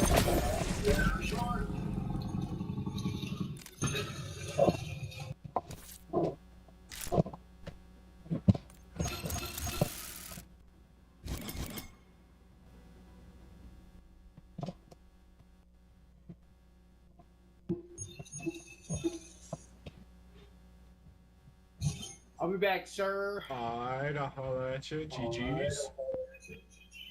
GG's. I figure out this shortage. I need to practice hard. I feel that. I figure out this short.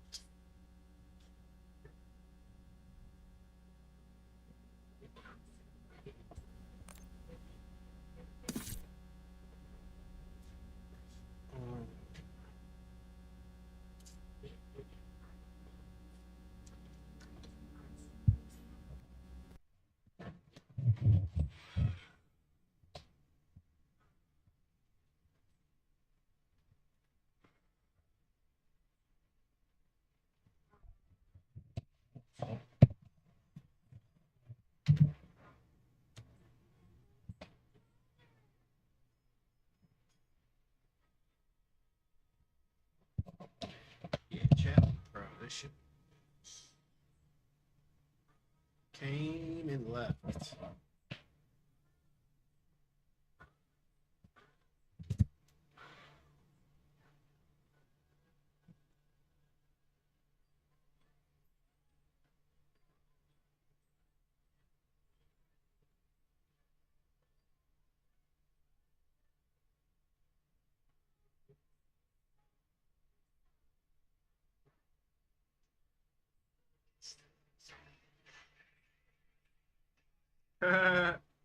Funny. I like it. It's good.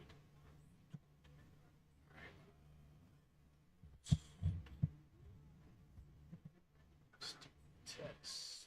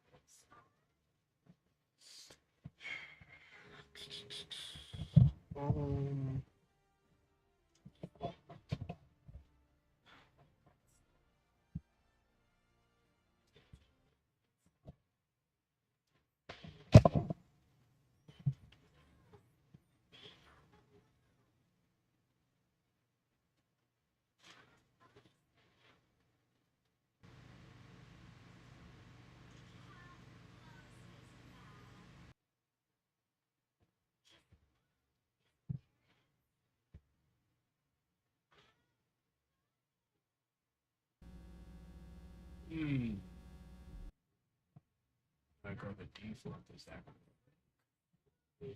It works. Does it work? Does it work?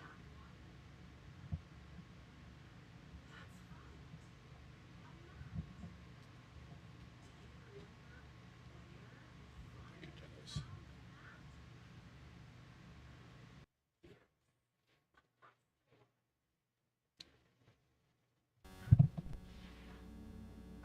Oh, hold on. Gotta take a break. Gotta take a break. Gotta take a break.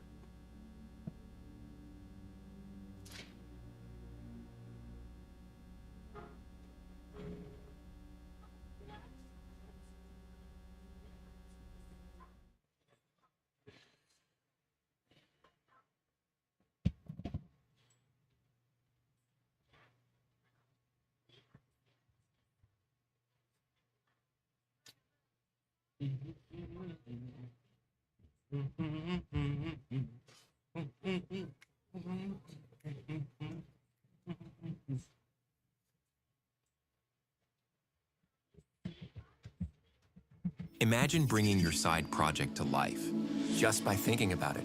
Meet Base 44. From the heart of the concrete jungle rose a lyrical chef who didn't just serve bars, he served stories. That's the legacy of Raekwon, the Wu-Tang Clan legend whose voice became the soundtrack to gritty street tales and aspirational hustles. As of now, Raekwon stands tall not just as a hip-hop icon, but as a multifaceted entrepreneur, author, and cultural ambassador. With an estimated net worth of $16 million, his empire stretches beyond beats and bars into business ventures, wine branding, and literary acclaim. Still known by his moniker, The Chef, Raekwon has served the rap game with gourmet lyricism since the early 90s. And in a genre where careers often fade fast, Raekwon remains a titan, evolving, thriving, and still cooking. Early life, parents and roots. Born Corey Woods on January 12, 1970, in Brownsville, Brooklyn, Raekwon's childhood was anything but glamorous. He was raised primarily by his mother after his father, a man consumed by addiction, abandoned the family. That pain, though devastating, laid the foundation for Raekwon's later storytelling depth. After a violent robbery, his mother moved the family to Park Hill, Staten Island, a rougher neighborhood where survival demanded both street smarts and mental fortitude. Siblings and childhood dynamics.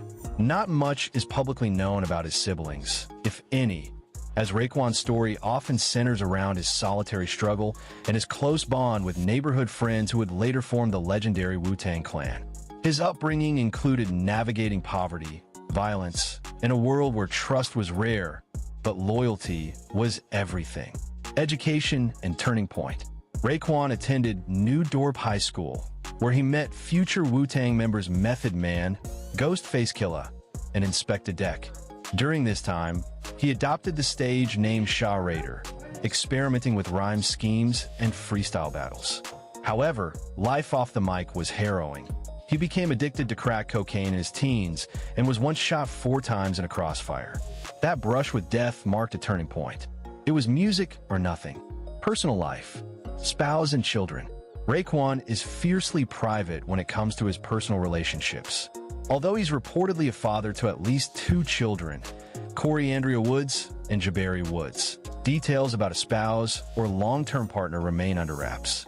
He prefers to let his music speak for him, rarely offering insight into his love life. Faith and transformation.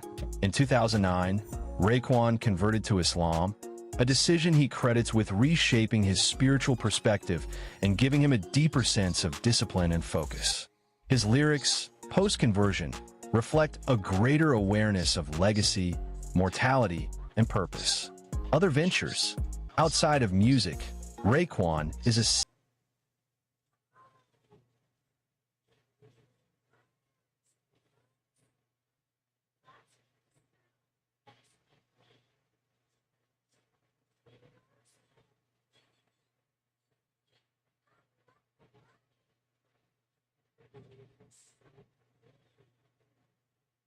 Same old phone? Nah. Upgrade to the new Galaxy Z Fold 7. Sign up in seconds.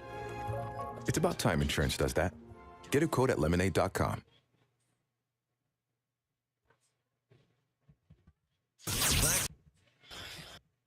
All that. 7 C's, 3 G's, navigated with ease. Let the homie come from up under this bush, please. Shout out Faison Love, man. That's my partner, man. I would have thought to try to get him to get a call in and get some statement on it, but open case, serious consequences. I thought better not to even reach out and bother him at this time, right? Then I look up and see a statement where it say he's responded. And I just noticed, I ain't trying to clown Cube. I don't know why they got his hand in there like he the opposite officer. Details be tricky sometimes. It's not, I just seen Cube name in the title, right? So I threw him on there. But just crazy because this is like the second time there's been an incident like in a lobby somewhere where they was accusing, well, it was video, allegedly, of the homie nutting up. He just had his first shot at 50 years old, and now he facing this. I don't know what it is with our black popular community of men, but they seem this high percentage of them seem to be having brushes with the law, one way or the other. But with no further ado, let's see what they say. Faison Love, a.k.a. Big Worm, has been up to. Reporting live from Rappers Club in Atlanta for Comedy Hype News, I'm John Abba. Well, Faison Love has a subliminal message for those that have been paying attention to his now civil lawsuit. According to local San Diego news, prosecutors have charged Love with felony assault with a deadly weapon. The charge has been enhanced due to bodily injury of the alleged victim. Love has since responded not guilty. That same source also reports the alleged victim took to the stand earlier this week to testify that Love became irate after he was told the hotel had no vacancy, even though he used a third-party hotel booking app. She and her co-workers could not calm him down. Remember, it's 2 sides to every story, and I'm not finna victim bash or black woman shame. However, it's 2 sides to every story. And I just tend to believe it had to be a little more to it than a lack of availability of a room. Vacancy, him going crazy, I don't see it. Now, in response, Love has taken to Instagram to share a video of himself as a San Diego County Sheriff bus passes by. Love would directly ask for help from DJ Pooh and Ice Cube, who of course were the writers of the original Friday film. To them, he would say, I got the phone call. DJ Pooh, Q, come get me. Now, his Instagram caption would read, "Come get Big Worm out." Of course, this is in reference to Love's character, Big Worm, from the Friday film, alluding to the recent news of a judge deciding there was enough evidence to move a felony case forward in court. Love has also been accused of throwing a credit card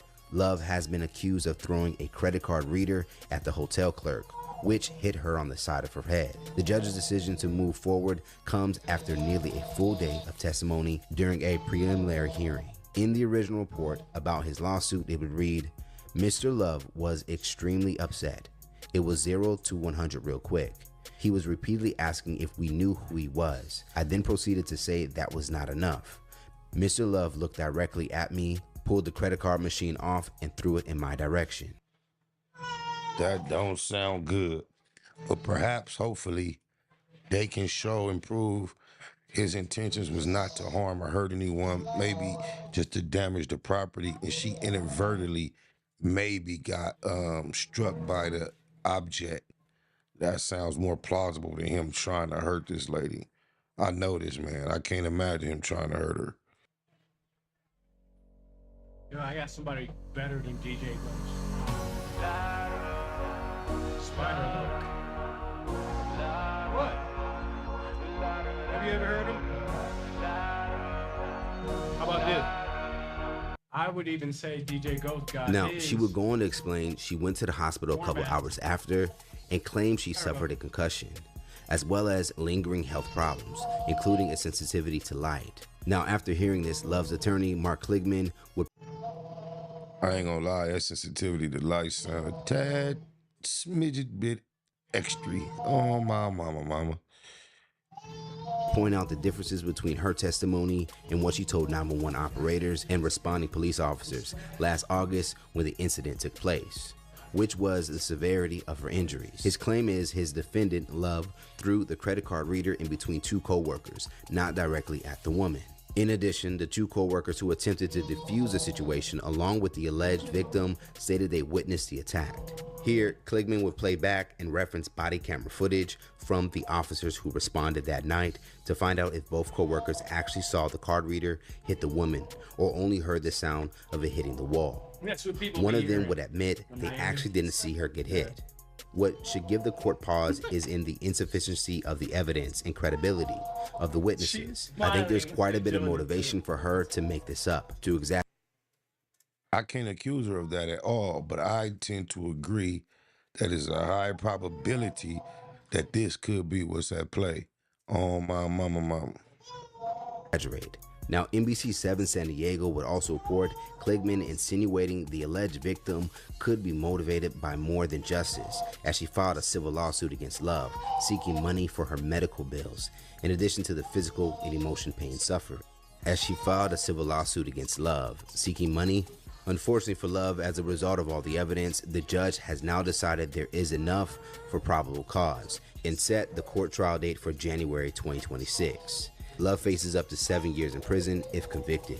So what do you guys think about this new The only way he faces up to 7 years is if he's been to prison before or if he's an ex-felon. If either of those aren't true, he ain't looking at no 7 years. That's just a technical match. coming trial for Faison Love? And what's your thoughts about his reaction? Let's talk about it more in the comments below. Plus, stay up to date for the latest news and comedy by subscribing here to our YouTube channel. And if you enjoy content like this, check out hypersclub.com right now to get a membership, to watch full interviews and more original content.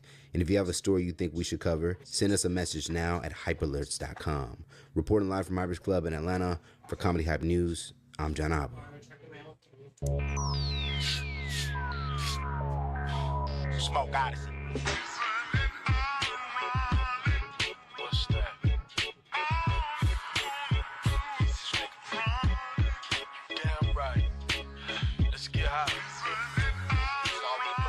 Oh, you know, I'm in the black box. Had to come through, tap in, show love one time. Yeah, y'all make sure y'all subscribe. Stay tuned.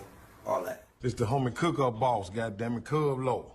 And y'all tuning in to the Wake and Bake show with goddammit the homeboy Spider Low. Here with SBI, the realest nigga in LA. Spider this bitch! My nigga is Spider Low.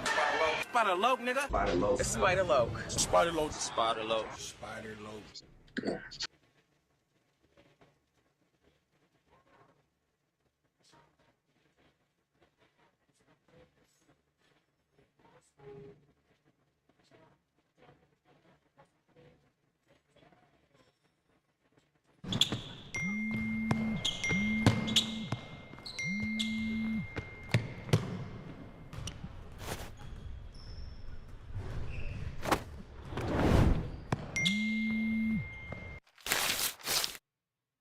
If you're a web designer, here are 4 Wix Studio features you gotta know. So first on the list, Section Grid.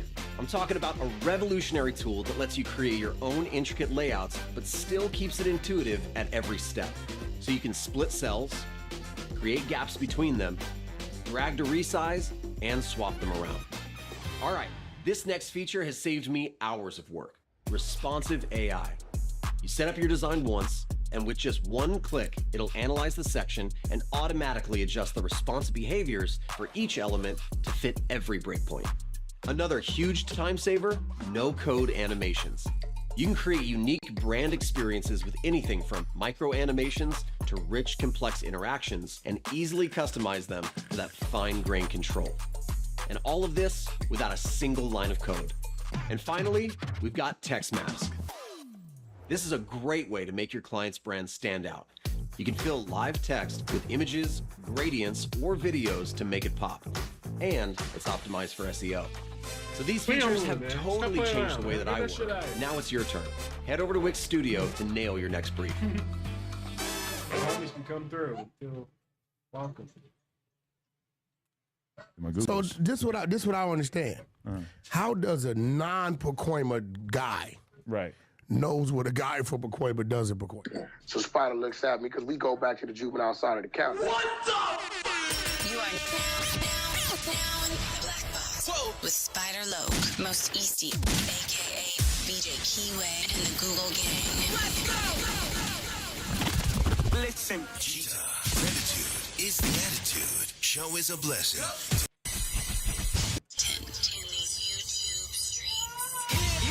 It's time for R&R.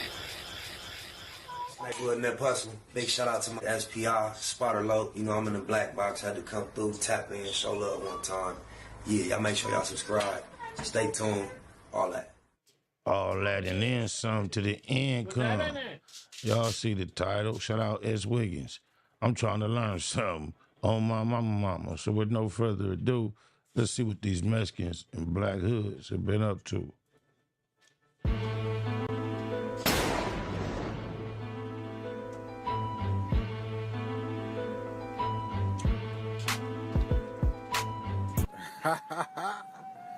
Today is the day. We all address the elephant in the room. I done did Crips that used to be Bloods and Bloods that used to be Crips. But today, we gonna be talking about Mexican hoods, Latino hoods in LA that used to be black gangs, whether Bloods, Crips, or independent black gangs. But you get where I'm trying to go. It's Worldwide Wiggins here on S Wiggins TV.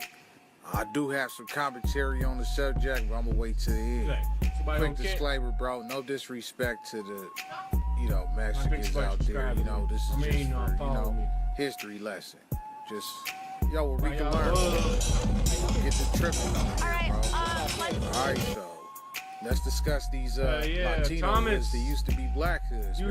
Let's get down to it. Thank you for the follow. Shout out to my boy Comments. In the days of the PTSD crews era, you had the losers, the mobsters, the KODs, the KWS, NBT, and many more. But you also had another crew called the Posers. The Posers started off as a PTSD crew with the T for the tagger aspect, but would get into it with other crews like the KODs and gangs like the Inglewood 13. And I heard about it having beef with another hood called the Venice Suicidal. But apparently, somewhere down the line, they end up turning Posers 13.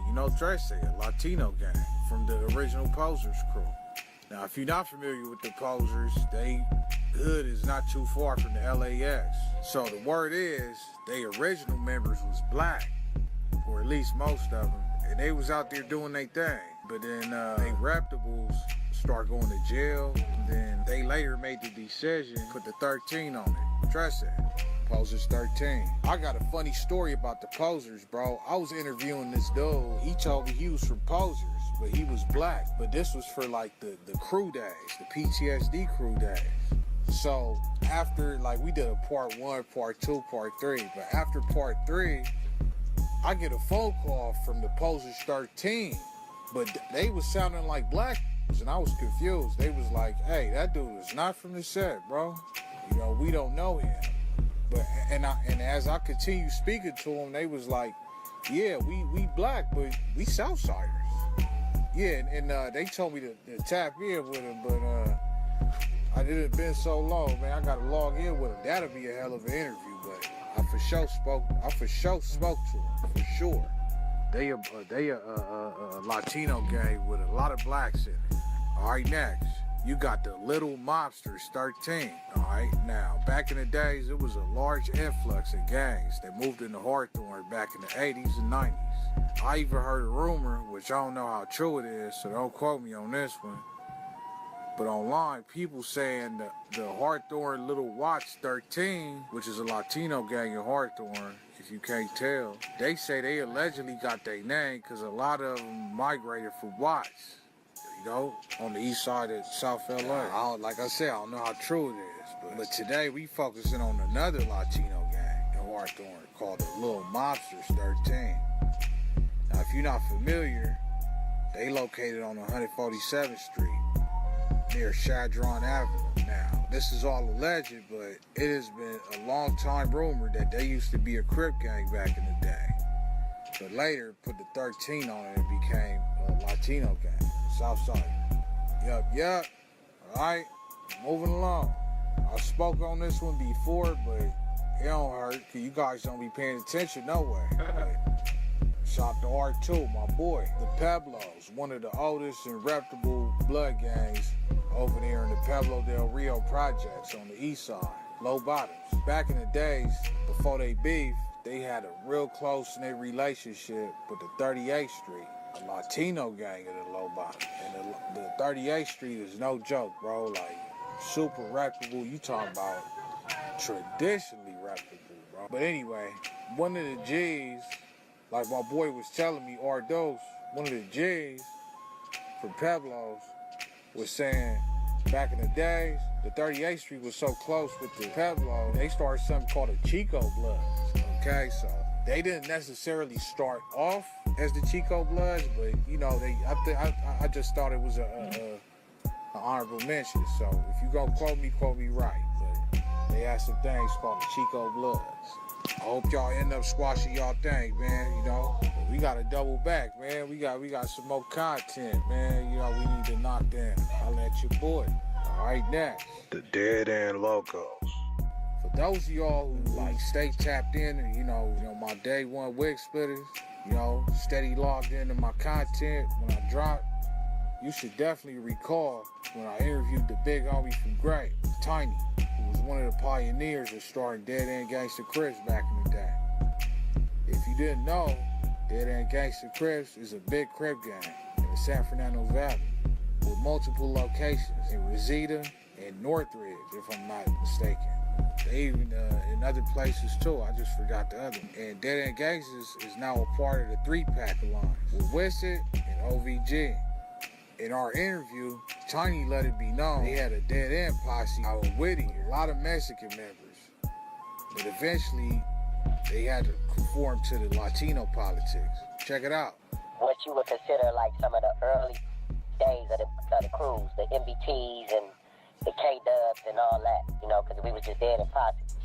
Imagine being able to build anything, for any reason, in any style, at any scale, just by thinking about it. Meet Base 44, a complete AI creation platform made for anyone with an idea and a drive to bring it to life. Describe what you want and watch it take shape. You can plan. And then, you know, of course, you know, like anything that takes shape is going to take form. So once it moved around, you know, we moved to, you know, a lot of my cousins, we moved to Whittier, and then we moved to the San Fernando Valley.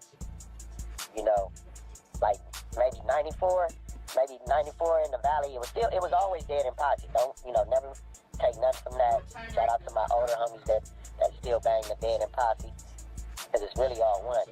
But it was all started as that. But when we went to Whittier, you know, that's mostly Hispanic, because we got a Hispanic side. We got a that's very active. The Whittier Dead and Locos is a very active gang. If you even look or Google them, oh yeah, they doing their thing.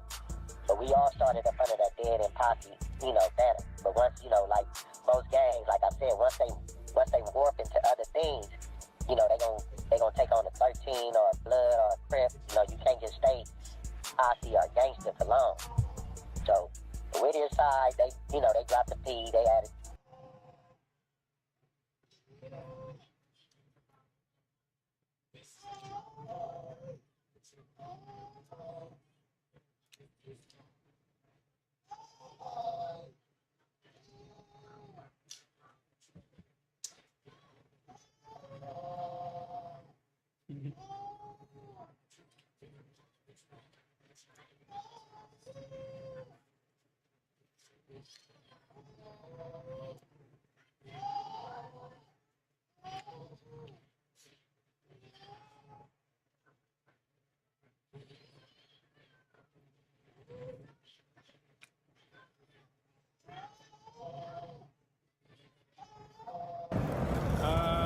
Any ideas?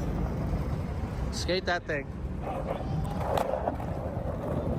Turn it. Oh shit, 1 foot to 270 out. I don't know if you know this, but there's a difficulty curve when you skate tall stuff, but there's also a difficulty curve when you skate curved low stuff. Oh yeah. Like to get your body weight that low, like the reason he missed that front nose grind is because he tried to front nose grind a ledge, not a curb on steroids. Right, right. Cause that's the Victor I'm fucking you up.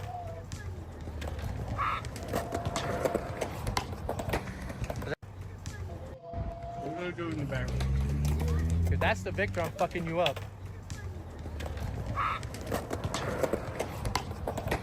Is that supposed to be the glove?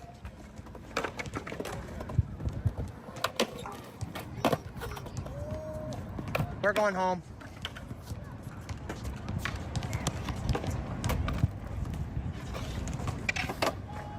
Oh, you're Kane.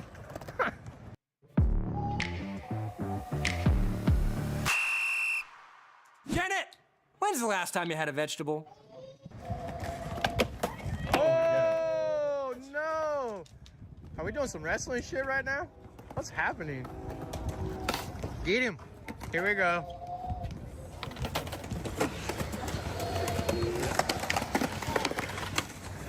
Could you imagine being Victor laying on the ground and that fucking bald head just came running up on you like that? Oh yeah, and Stone Cold is bald, dude. I'd be terrified. Get him, he's on the ground. Get him, get him. Oh shit, you gotta do it while he's not watching. Get him, there you go. Spin him, spin him. Alright, help me, Shawn Michaels. Go, Oh god, can you do that? You know how? How do you help somebody spring up? What the fuck? I can't do it. I threw my back out. Just now? Just did it right now, look. Damn, you better get some sweet jam music. Get him. Ding. Oh, you got the clap and everything. My boy watched hell of wrestling. Ah! Do it again, do it again. What were you trying to get me to do? Well, I just think, like, see how it has a sharp edge when you lock in? You're like, yeah, it's there. It's so safe. Yeah, and then you get out, all you gotta do is fucking... Yikes. It's probably not the best idea that we whack this for nose blunts and then skate it like a manual pad, because now technically the manual pad's this wide, but in reality it's this wide. You gotta stay between, like where his board is right now is like, you can see the glisten on both sides of it. It's glistening. Huh? The board stays in place. What kind of bag is that, dude? That's sick. Hey, what? Rip the band-aid off. Just show up to the spot and just drop it in there. You won't.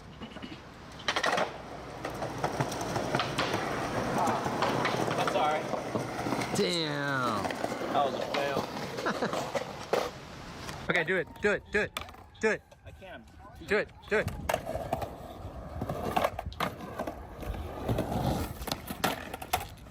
Oh, you gotta do a little hop, and you got it. So, Chris and me did 16 backside flips back to back, right? Just roasting it down the set. Kenny's over here, film me, film me. So, you didn't film any of it. It's kind of crazy. It's a little offensive. Film me. He's gonna He's gonna backside flip the 4 with me because I'm trying to be backside flip guy. Here, we'll do a practice one real quick. Oh shit, he's going.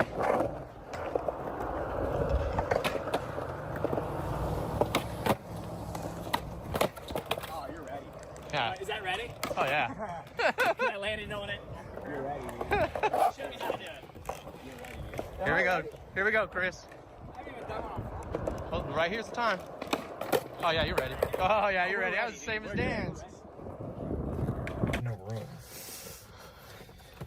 Apparently this is damn. Well, I guess oh shit, he's gonna be honking and shit while he's eating his pizza.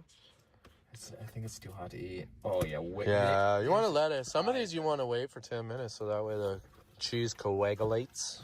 I don't think words up. I can't even open the box. It's open right now, dummy. You mean you can't close it? I can close it. That hot piece of Oh, pizza I'm saying you can't shouldn't open have it all been the way. No, I'm saying I can't open it all the way. You're trying to attack me for saying I can't open it. Don't gaslight me. My room's burnt. Okay, my phone died. We're on Kenny's phone. The lady took her kids. I think he's gonna land it first try without 6,000 distractions. Place your bets.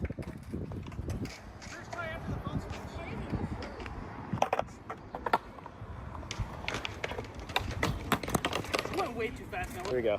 New loading dock learn.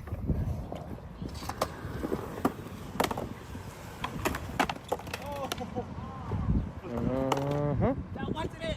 This is.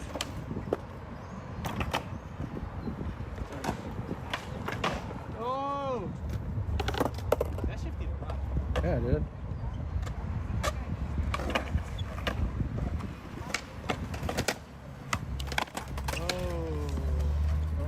Did it shifty? How are you twice on the ground in the same run? Come on, talk. That's too much. It's not worth it. Not worth all that for, like, you just get into something and you fling as hard as you can and you hope you land it and you throw a million tries at it until you're right away. That's. He tries 100,000 times? Do that shit first try. Dude. It might be stationary. Right? Fuck Angie and the horse she rode in on, dude. That goes for Victor too.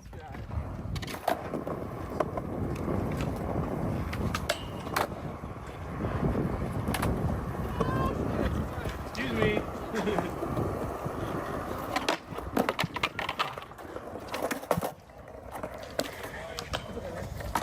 Fuck Victor, fuck it. This might be a problem. It's kicking it all up in the air, and I can feel it on the ledge up there. Dan getting skate stopped. And you didn't even know it. Alright, we'll re-wax the ledge. Bro. If you're wondering why we're drenched in sweat, it's not because we're skating. It's kind of chilly out. We just wax the ledge again. Cracks be taking it out of you. I'm sweating like crazy. It's a really cool trick I stole from Instagram. This game, you're not ready for it. Insert his username here. But it's different, but it's the same thing. Okay.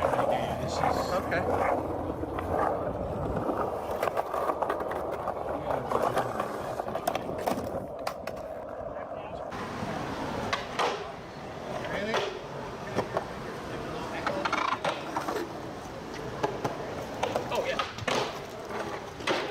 Hey, do that again. We weren't filming.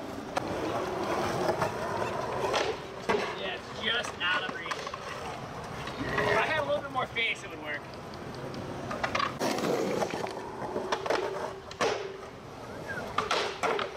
I'll hit it 5 times.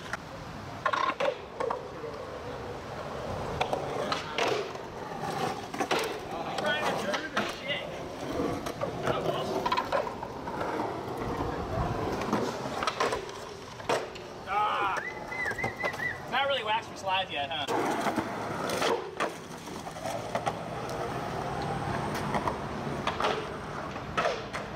Oh, you're cool.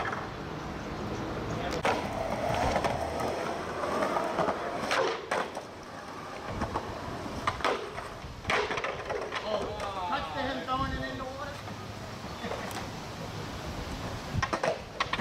Oops.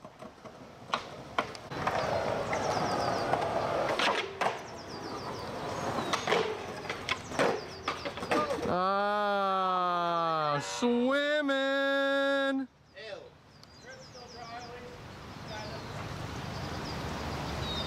Bones bearings, baby. Throw it in the garbage can now.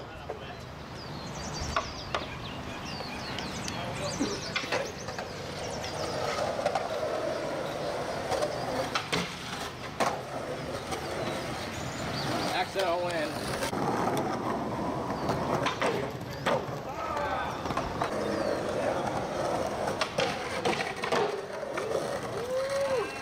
Oh, good save. Oh, wow, I take that back.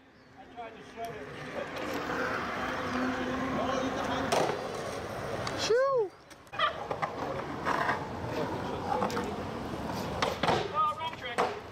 Oh, you took me out. Yeah, fuck you, dude. I just noticed, Dan, do you got two different socks on? Hey, do you got two different socks on? Can I just come out and skate with my friends and wear what I wear?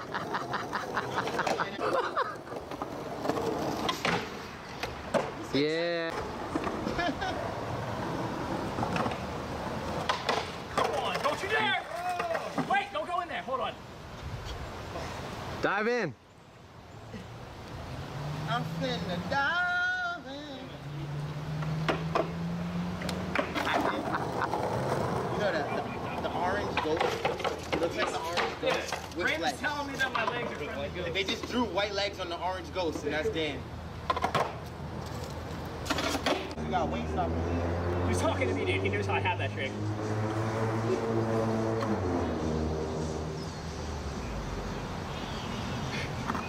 What the hell? Nice.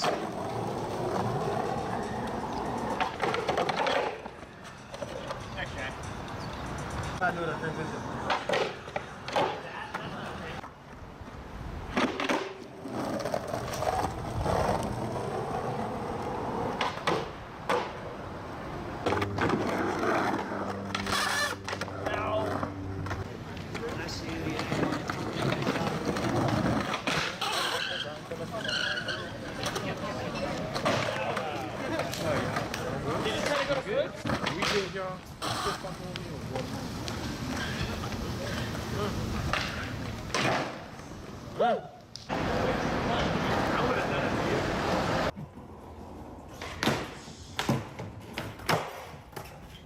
Whatever.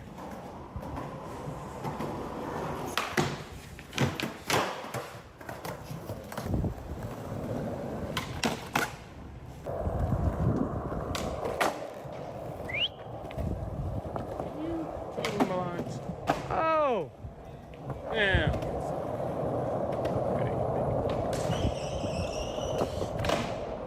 Wrong house. This is the wrong house to be caught. I mean, to be walking in, man. Thanks, Ray. Fucking thanks, Ray. Did that shit on purpose, too.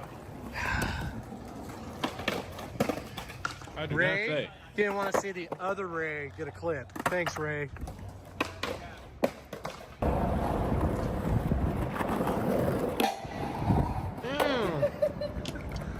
Almost had it all the way to the end, though. You mean I went past the end, dude? Oh, yeah, my bad. Okay, you have to do tricks you need to do before we leave today. Okay, let's hear it. Forward slide 1 foot, I don't care if you nollie lip into it or not. 50-50 and nollie tail slide. Yeah, you gotta do all this. Great. Man, We'll I have don't to want flip it to over, come back up, man. Chris is a damn veteran on this thing, dude. I saw he did like 100 tricks already on this thing. He's teaching me the way. I'm a professional. Ain't nobody can outsmoke me in this state, like bitch. this way, and then other sides Niggas. it's like this. So sometimes you're sliding like the corners of it, I ain't gonna sometimes do you're sliding the middle of it, but it's like he's got it pretty good.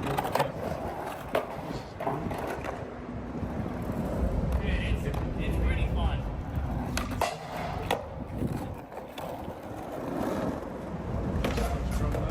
Yeah.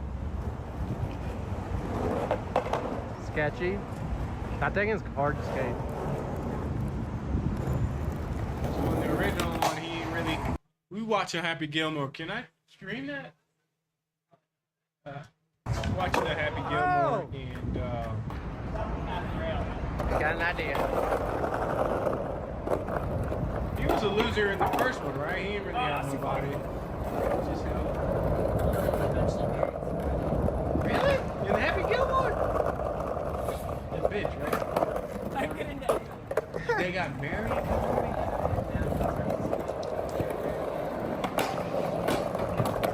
Yes. Not really, but I mean, that was the highlight. You did?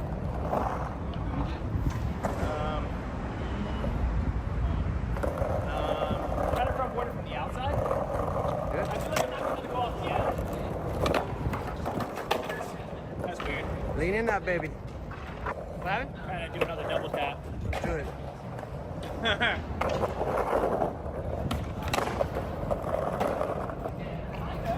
Liked it. Spoiler alert. We're spoiling Happy I Gilmore like over it. here, so if you ain't seen it, you shouldn't be watching. I don't know. It looked pretty to the side of it. No, dude, it's just a lie. Nah, man, it was right over the top. It was sick. I'm ready. Phil has a new home and a dream. Yay from quantum fiber internet to new homes and dreams. The dream is real. Phil. Oh, double bunker. I don't think I'll be able to get out of it that way. All right.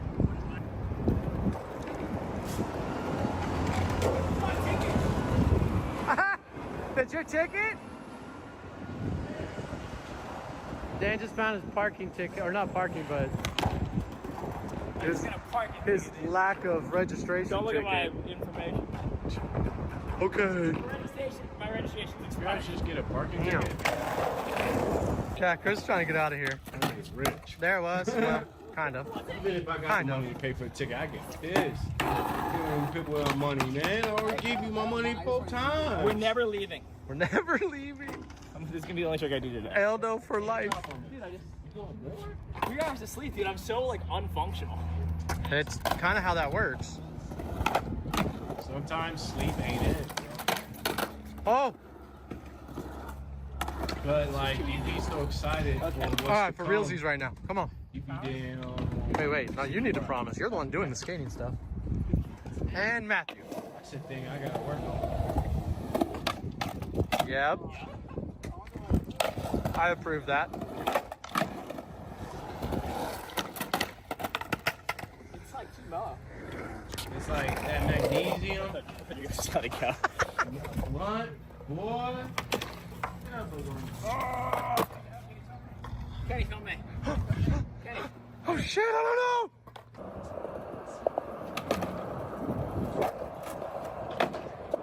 Skate pass, dude.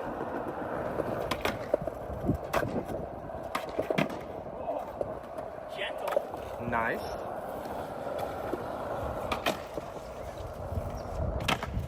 Oh. What? Get off the fence, man. It's a pretty good warm-up. Dude, for real. I think the key to this park is it not being slippery. It makes it actually kind of fun. Oh! Come on, Chris. Can you see my nose manual? Yeah. Let's get that. Phew. Chris is cooking over here. Oh! Is she buttered? Oh yeah, I got her good. Stop. Why did you flick your head like that? I didn't get in the way I wanted. Oh, see that? Second try. You got this. Next one, and we're out of here. Next one. All right. Oh! Oh my god. Were you trying backside flip? Yeah. Kenny, edit it so he hasn't landed it. Well, let me try.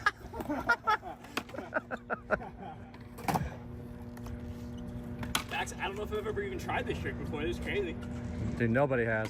I've never seen a do a backside flip in my entire life, MBD's happening right now, guys. Let me get this straight. I just like 180 and kickflip? Yeah, you kind of just, I think you can do it, dude.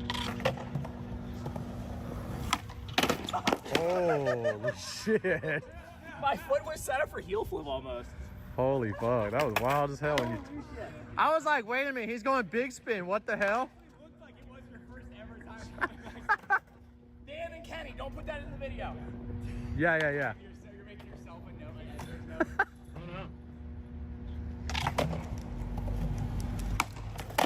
That would be a spicy one. Oh, that was weird. Ooh. In my halfway through though, I was like, he's got it. He's Did got I it. have that one? It looks good. It felt wrong, but I just need to blindly commit. So that first one I tried. Clean. Yeah. Blindly commit to this one. I bet you got it.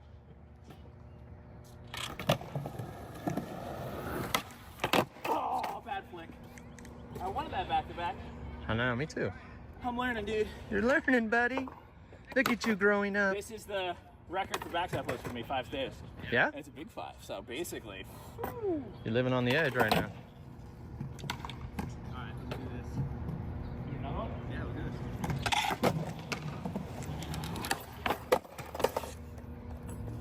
Uh-oh, you're gonna have to put mine back now. I missed this. Follower, dude. Alright. Yeah, blind me trust. Alright, come on, backside flip. Oh my god, I took the run up. Shut up, dude. Don't put that in the video, Danny Kenny. Okay. Being scared fucking sucks.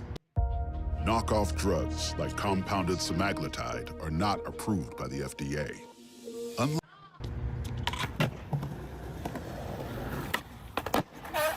There it was. I can't believe I committed to that one. That was the worst flick.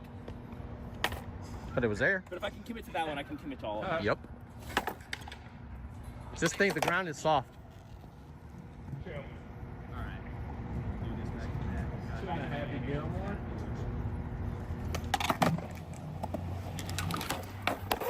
Oh, god damn it! Ow! Now that was commitment. That's what I need. And he knew halfway through he was going to wheel bite. Dude, I knew it immediately. I was like, I'm gonna he just kicked the front board at this thing. That's honestly less scary with this right now.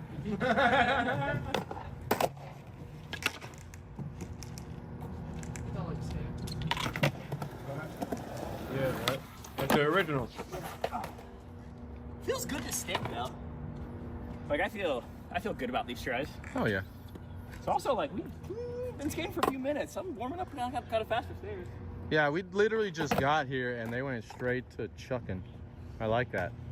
This is technically the best way to warm up. I need to start going. Okay, back to that. Nice. I'm sorry, dude. That was such a good one. I need to keep doing it anyway. You're fine. Come on, Yal. Dude, so clean. That was butter. That was sweet. That trick's so easy. First try, crazy. Dude. Okay, we're gonna take 3 tries each at this gap, and then we're gonna go meet up with everyone else. You down for the gap attempts? We'll try some. So the gap is this. Can we ollie it real quick? Dude, you should see how badly I wheel bit and just was like, I'm No, not. you push through it. Dude, Because the ground's so slick, you can just push through it. I came to a stop.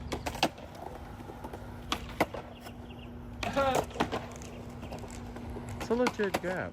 We're gonna go over there in a second. That's the gap. Yeah. You take 3 tries each. Wow, you gotta go then next spot. I like that. It's a pretty good gap, actually. Yeah, it's a decent gap. Especially when you have to ollie onto that For to do it. lengthwise, it's probably the biggest thing at backside flip. Yeah, do the backfire flip. Backside flip on that. Fucking second try. God damn. Pressure's on. I refuse to drop in. I'm gonna do what I did last time. This is my friend. Ooh. A bad front one.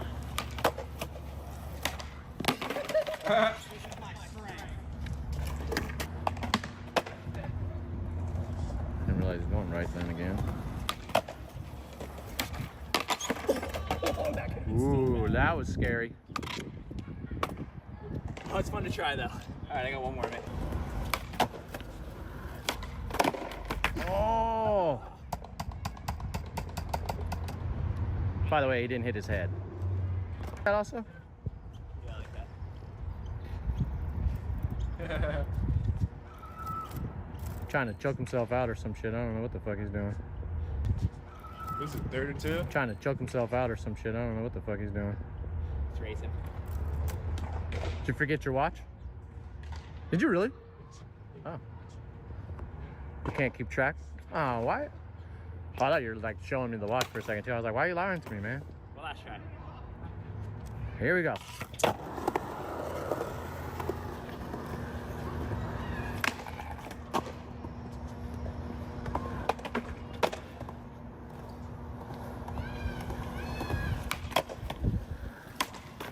There you go. Shoo! Last try, and he's.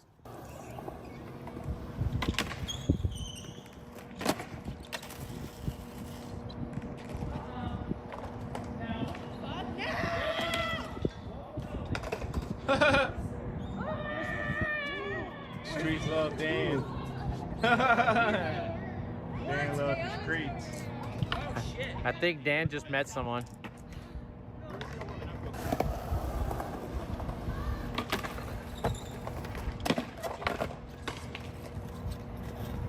I love that turnaround. That's sick, man. The whole time I'm sliding, I'm just thinking, fuck you, Victor.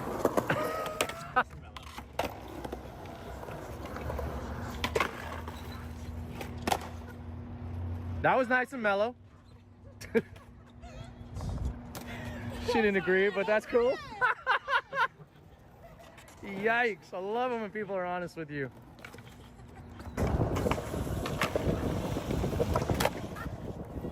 Dude, I love that one. Last try.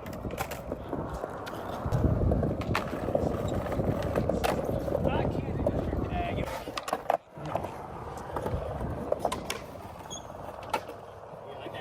Yeah, yeah.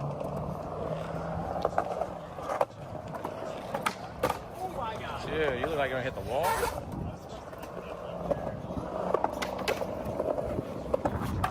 There it was. I want to see this.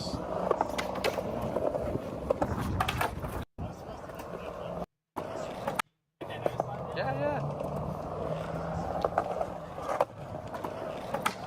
Oh my god. Dude, you look like you're gonna hit the wall.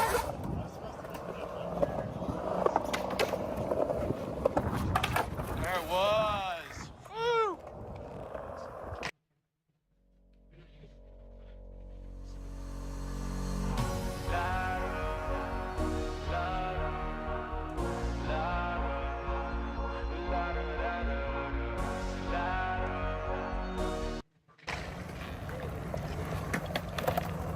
Dang, Dan got 3 bevs? Yeah, these are all mine. No, you brought it in here with this thing. Boo this girl, boo. Struggles. Young struggles. I'm crushing it right now.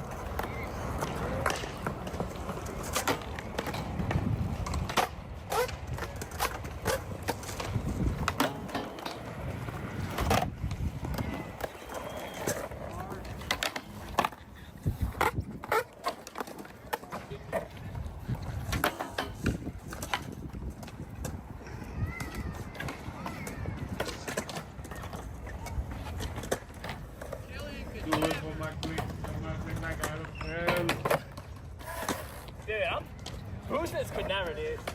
That kind of speed, come on. Your stupid face. I'm not gonna kid. I can't do them. I did one over the ball at Harbor yesterday, first try that. Yeah. Beat John Bradford to it.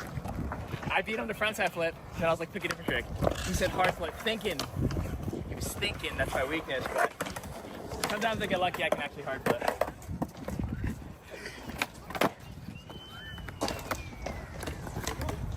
That's tough. Yo, fuck Angie, dude, what the what? Damn. I don't even want to be in that clip. You need to stop and change out. I don't even want to be in that clip. Dude, that, hell no.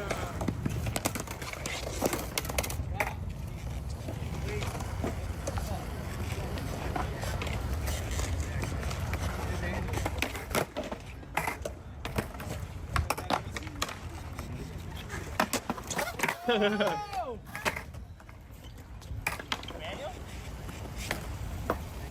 One foot? Yeah, now I put 1 foot.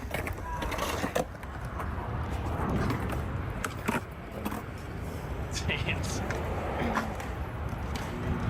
Starting to look now. Don't you love people There who you do go. that? Tough one today. Yeah. But I'm digging it though.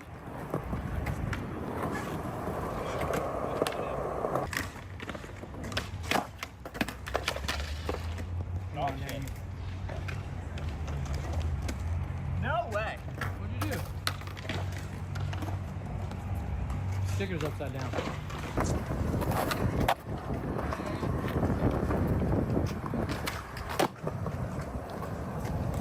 That pop, babe. Can't wait for that pop to come back. Guy's walking out the whole edge barefoot. He's freestyling, bro. I put all this effort into getting all the sand off. And then this guy just walks up barefoot. What's that? I do too, hopefully. They seem pretty cool about it so far, so we'll say. Hey, you have a good one. Literally, as one of the security guards was coming up, he was just like, oh, you getting board slide all the way to the bottom? I was like, I'm trying to no slide. He was like nice. The people who work here are cool. It's the, you know, when people keep coming here, like when we were here the other day and people's boards are flying down and people aren't waiting for people to walk up. That's going to be the problem. That's how it gets shut down. That's like, what I if you're thought not too. respectful of like what's going on, Yeah. Come on, guys. That's what I was thinking too. The first day I was like, wow, people can get super clipped by boards. So hopefully the skaters are paying attention to that shit. Not at least they weren't the other day. You made it all the way up. That's sick. I'm gonna try so many different techniques to hold this. Try to get low this time, maybe. Get low.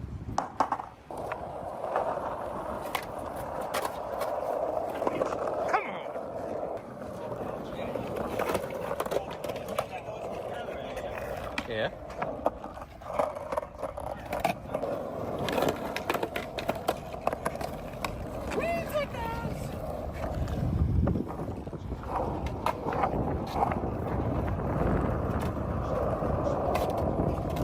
You almost got away from me.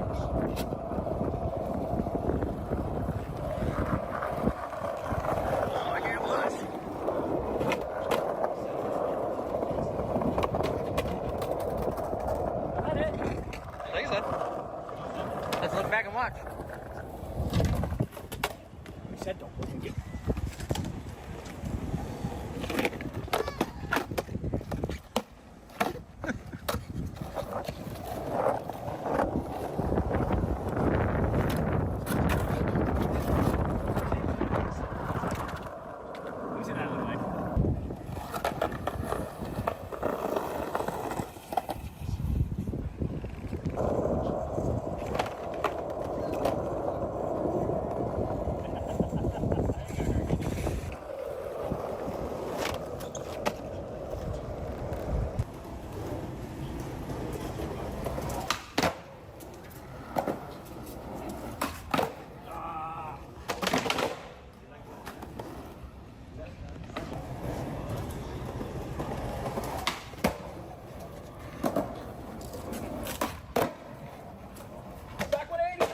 So rad.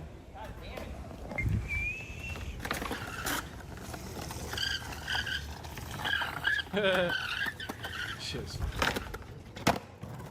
Yes. Good job.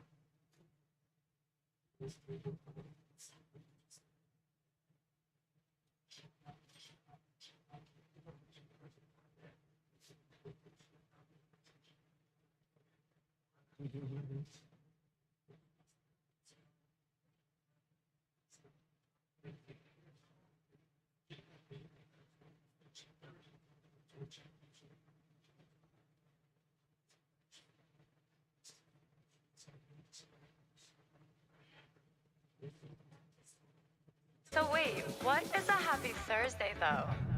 Spike refresher, guilty pleasure, no fuss.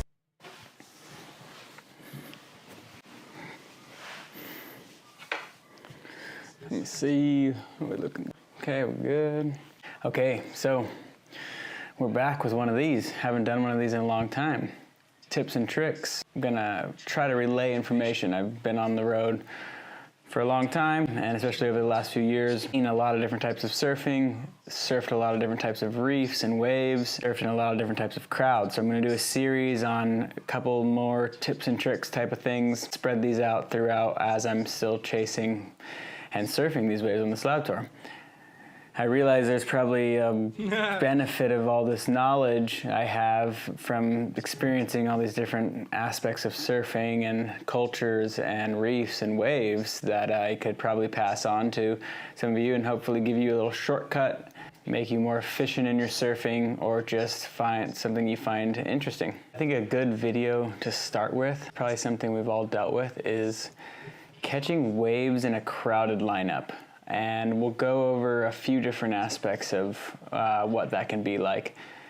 There's one, it's just your normal break you go to, it's close to home, you kind of know half the people in the lineup, sometimes there's visitors, and kind of know your way around the lineup, you know which waves are probably good and aren't good. We'll go through how to catch more waves in that kind of lineup, but also how to catch waves in a lineup you've just shown up to. And we'll do a crowded version and an uncrowded precautions you can take to avoid a scary situation, although solo surfing always is gonna come with a lot more risk, but surfing in a crowd has its own risk as well. Anyway, we'll start with probably the more exciting one, something you guys have spoken about being interested in. So many comments all the time about hierarchy in the lineup, surfing etiquette, crowd etiquette. Why do you get so many waves in that type of lineup? Or I can't catch waves in a crowd, and things like that. So we'll start with how to catch waves in a crowded lineup. Some things to think about as you enter a crowded lineup. That's going to be a lineup you've never been to before. So here's a scenario. You're on your first surf trip and the waves are pumping and you want to go out. It's the place you traveled there to surf. You're going to surf it. It's crowded. You don't really know who's local or non-local. I find myself running into that in certain areas a lot. Say you're in Australia and everyone has an Australian accent, but you could be surfing with a guy who is from that town, or you could be surfing with guys that are from across the country. They're still more local than you, but they may not necessarily be a local of that specific wave in town. So there's like funny dynamics in the interplay of certain crowds when you're not from that country. The same thing goes for Europe or Brazil or Africa. You're more outsider than some of the people that are from that country, but not necessarily from that surf town. So something to think about, like you are in a position of possibly coming into a local crowd that knows the reef like the back of their hand, and they have an internal rotation that they've done and always done, and some have put in their time from little kids to get into that peak.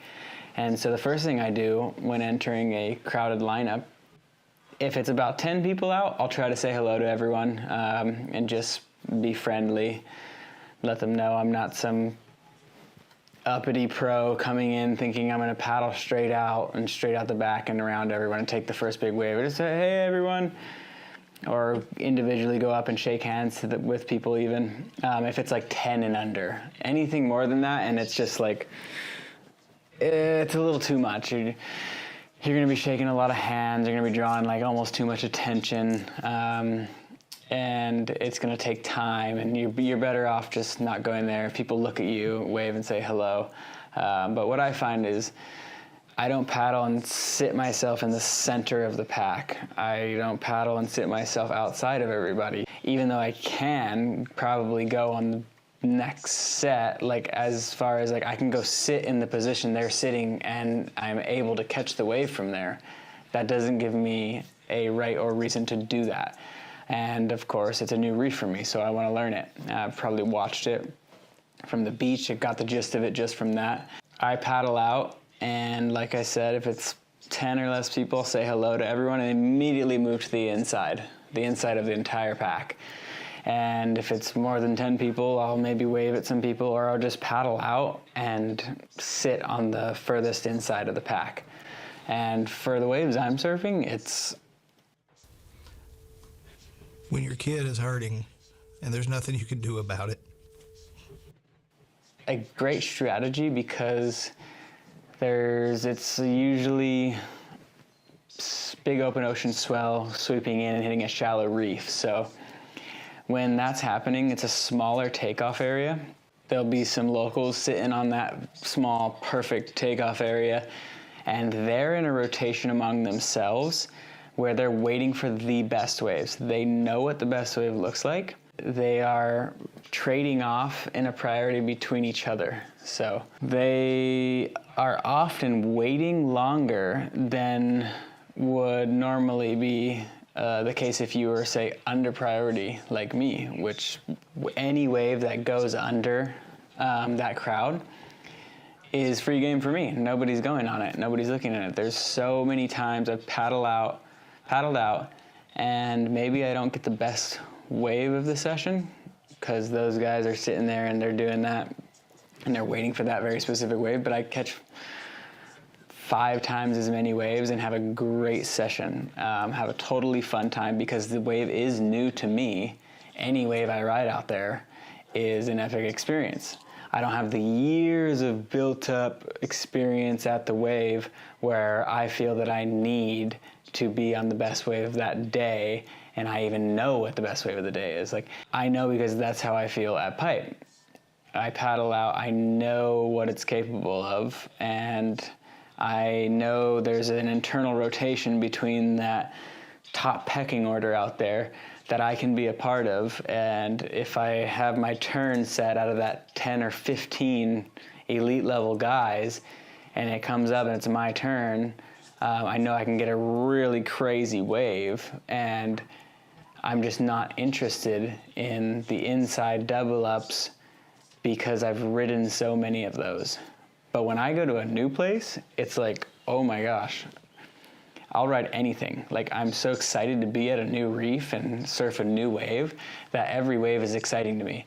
And I often find I have a way better time just riding what I can versus being envious and waiting and going, oh, that guy got another good set. He waited a while for it, but damn, those guys are catching every good set. Like, I know that can be frustrating. There's certain waves and certain times where you're just like, damn, like I really wish I could ride one of those sets. If it's like a really localized wave and these guys are just like getting one after another. So I know it can be a bummer, but I accept that that is a part of surfing certain areas. Like, I don't complain about it. I can get frustrated, but I know what that's like, and I know they might have felt that in certain waves themselves, but at that one town where they grew up at, they might be the top dog and catch a lot of waves when the waves are good. The other thing is, I'm willing to paddle out when the wind turns a little bit, but they've surfed it so many times so good that oftentimes they don't surf when the wave's a little bit off. I've found that so many times around the world. You can wait for a window. If you're willing to surf not with the rest of the pack, you can catch a lot of waves, even at the most crowded waves in the world. Uluwatu, I've gone out on the low tide and had sessions alone and had a great time. Obviously, there's the reef and there's other factors and the reason sometimes people aren't surfing, but that brings me to a great point I'd like to make about how the crowds work at certain waves. You have those top locals, if it's that type of wave, catching the good ones, and then you have this funny middle group. They're not like out there waiting and trying to get the best ones, and maybe they're not a part of that 3 or 4 guys that are going to be on every big set, but they're stuck waiting, trying to be a part of it, or they're looking for a wave of the same caliber that might go past those guys, and they end up waiting the most because they're in the main group of a bunch of people looking for the same wave. You want to paddle out. If you're going to surf in a crowd, you want to paddle out and look for a different wave than everyone else's, because otherwise you're going to be competing with 10 other people to catch one wave. And so that's why there's such an advantage of sitting on the inside. It's the same as in a heat. They call it being under priority. You see Gabriel or Italo's really active at it. When they're in priority, they'll wait and they'll get a good one. As soon as they're under priority, they catch like 3 or 4 times as many waves as they would during priority. That other guy's gonna be on the best wave. So they might as well catch as many waves as they can in the hopes that they can get an epic backup score. And as soon as that guy catches that wave, they're back out to priority. But that strategy of just catching a bunch has worked so well for me in free surf sessions and crowded lineup, because I'm just willing to try and try and try. Maybe they're not all the best waves, but once in a while one sneaks under and the whole mid-pack is looking at those guys who don't even look at it, so they're not going to look at it, and it goes under the whole crowd and you get an incredible wave. There's always wide ones on a reef, inside double ups that no one can catch because they're real doubled up like a surge and they're only going to break on the inside. But this doesn't necessarily have to be for some crazy slab. A point break is a great example. There's always a part of a point break where most people don't make it past. There's a barrel section or some flat section or some weird area where everyone goes for their first turn and they fall right there. 50% of the waves are empty beyond that point. I've had super successful sessions at super crowded point breaks in Mexico and other places and J-Bay just by finding that spot on the reef where most of the crowd falls. They're all gonna go paddle out, they're all gonna take off from out the back and jockey and be in a big nightmare crowd. If you go out there, you always have that feeling of like looking at someone and you think they're gonna fall, but you're too close to them to try. You don't want to look like you're trying to burn somebody. And then you look in and they've fallen, you've pulled out, and they've fallen right where you were. And you're like, like I could have ridden that wave. I thought they were gonna fall. They rode up until me and then fell. Like there was nothing you could do. But I find that those sessions, like there's often a sticking point on the point breaks where you can catch a lot more waves than everyone because you've found the spot where most of them are falling. And maybe you're not going to get the full top to bottom ride, but to be honest, that's a hard thing to do. And for me, I want wave numbers. I want to catch a lot of waves. I want to go out and surf. So much of surfing is already spent paddling and duck diving and getting ready to surf. The least amount of time is spent on our feet surfing. So it's important for me personally when I go, I want to ride waves. So that being said, you want to be careful with how you're navigating those type of strategies, right? There's certain lineups where nobody cares and certain lineups where nobody's a local. It's crowded and there's people waiting for the best waves of the day, but nobody's local. So there, I mean, I take the same strategy, but I'll change it depending on catching waves on the inside and then slowly working into the rotation. If there's no like angry local vibe where you know they're gonna catch every set and it's just not even worth bothering with, if it's a normal group of surfers, everyone's a visitor, but there is some sort of line in the system of people are taking turns going on the sets, depending on the quality of the waves. I'll catch a few waves on the inside, get warmed up, ride a few, and then I'll go sit and I'll do the long wait in the rotation of the working crowd. All crowds are different. You're gonna run into extremely localized waves to kind of more mellower, there's a local crowd, but they're chill, to just everyone's a visitor, everyone's taking turns, and it's up to you if you wanna wait in line for that big turn and spend your time, and that wave that comes is worth it to you to wait for, or you want to ride a lot of waves. My strategy when it's a big, non-localized crowd and everyone's taking turns is I'll go and wait for one of the sets after I've ridden a few, and after I've done fairly long wait or however it is until it's my turn, I'll take the set that comes when it's my turn, and then on the way back out, I'll hunt those inside double ups, and maybe I'll spend some time in there catching 3 or 4 more waves if there are double ups sneaking through or wide ones coming in. Like HTs is a good example. I love the double up, and that crowd there is a slight amount of localism. Mostly everyone's cool, but yeah, there can be a long line as people do take turns out there. A long line in the waiting for the big main double up sets, and so sometimes I'll wait in that line, and if a set comes and it's my turn, I'll go, and then on the way back out I'll sit on the wide bowl and just catch a few waves, or even like right on the surgeon's table and ride waves there to get my wave count up.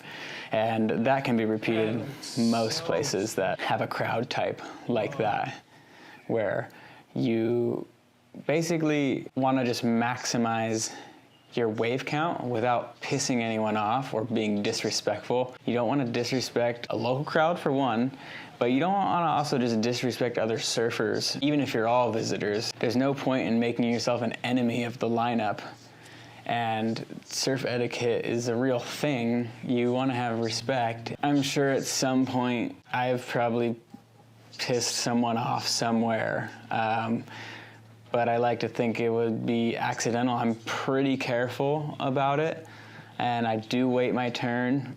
And if it's a really localized spot, I'm not like hassling those local guys. I'm doing what I said I did. At some point, you probably will annoy somebody, but better it be on accident and not like you just knowingly being a pig in the water. It goes a long way, and you will find you'll often see people repeatedly if you do travel for surfing.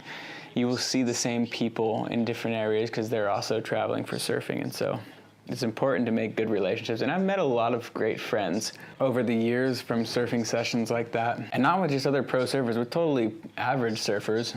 I find there is sometimes, as a pro, I don't know how to say it, but you can, I guess like as a pro, sometimes your ability can cloud your judgment, and you think just because you can, you should.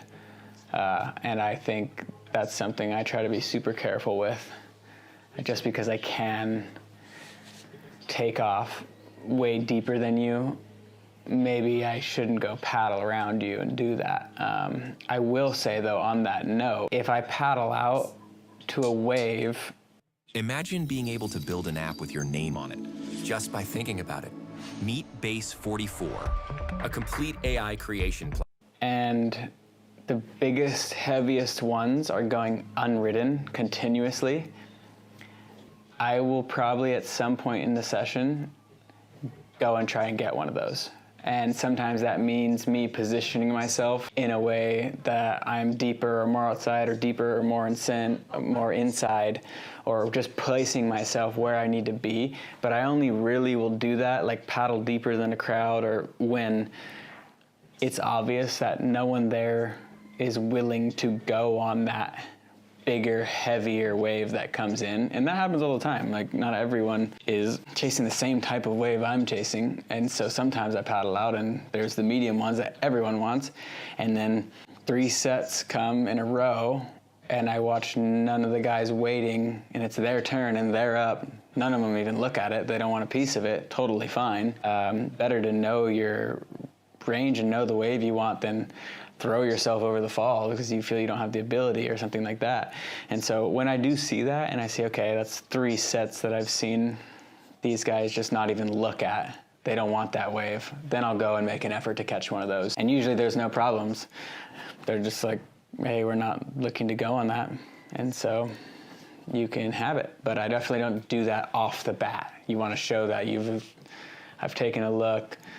Okay, I haven't just totally disregarded that and expected you guys not to go. I've seen that you're not gonna go, and so I'm gonna go for it. That's another small kind of dynamic in reading crowds. But I feel like that was a lot of information. This will probably spawn more questions than I gave answers to, but I guess the key points are surf your own session. Many, many crowded waves are surfed by 90% of the crowd looking at what 10% of the crowd is doing.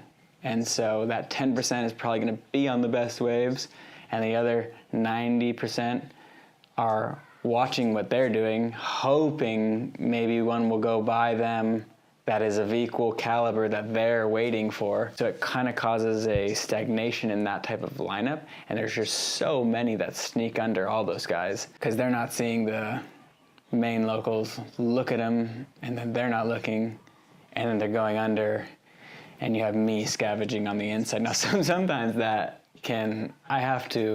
this sounds funny, but I have to manipulate that a little bit. Like, I'll paddle out, sit on the inside, and go, oh, wow, there's so much, like, coming below this crowd that they are just staring out to sea, waiting for the biggest sets of the day to come, and then watching the 5% guys take every one, but there's so many going below, so I'll just start surfing and catching a lot of waves.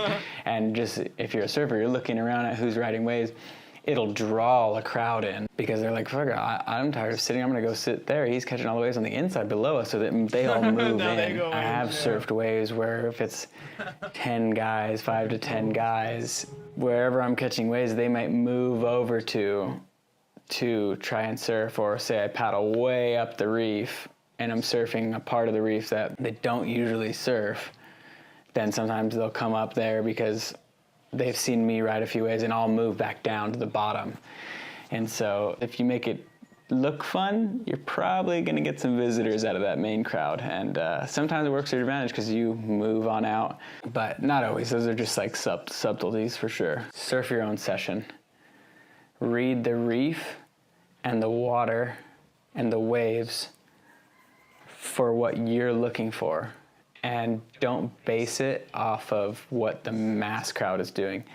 I will say it's always good to watch if there is a local crowd. They have the experience, they know the reef, they put the time in.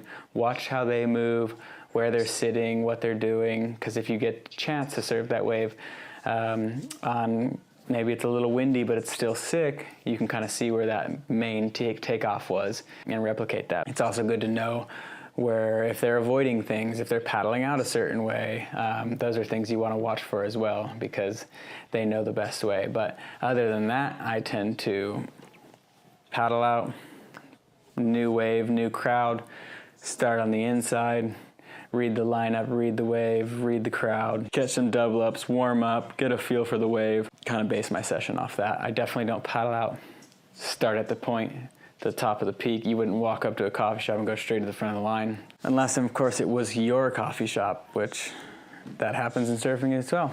There's always waves where people are just, they grew up there and maybe they deserve to have it. I see a lot of times there's a guy that's been surfing a wave for 50, 60 years and he has the respect of all the younger guys and he paddles straight out and he's on the first set, and I don't bag on that. I know many are like, I hate localism, no one owns the water. Yeah, I get it, but sometimes people deserve respect for the time they've put in at certain waves. They should be able to paddle out and get the wave they want. What I mean to say is there's context and there's different ways to surf and read in different countries and different places. Some crowds are heavily localized, some are not. There's a lot of waves around the world, and most of the time there's an empty peak just over that's not as good, but you have a lot more fun because there's a lot of waves. I mean, the ideal situation, even though this is a video about how to catch waves in a crowded lineup, the ideal situation is not surfing with anybody, which brings on its own risk. No one's going to save you if you're hurt. You get that spooky feeling, sharks, that type of thing, and nobody's going to see your epic ride. I mean, I'm blessed in that I usually have someone filming, but surfing alone, even for me, it's not ideal.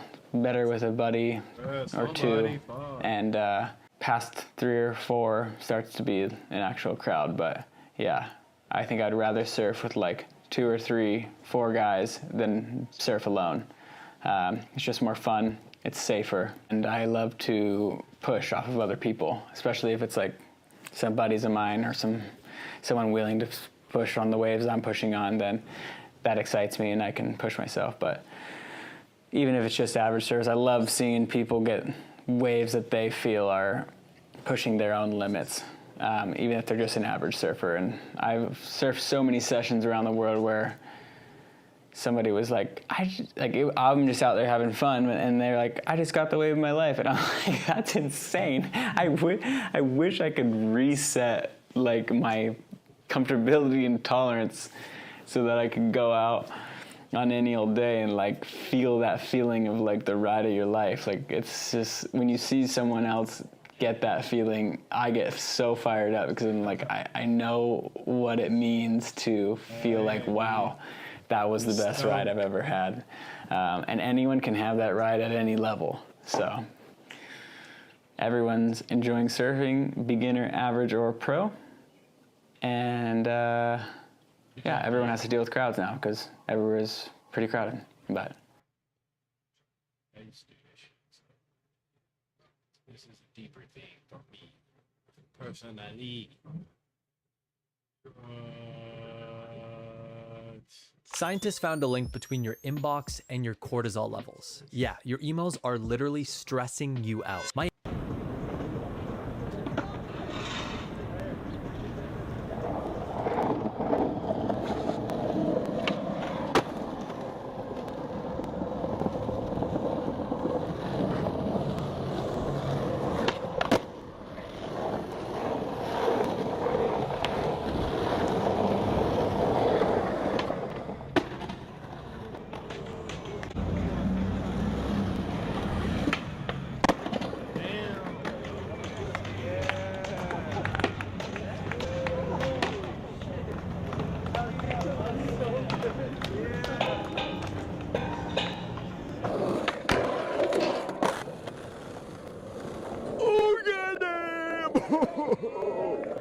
do you think? That was really good.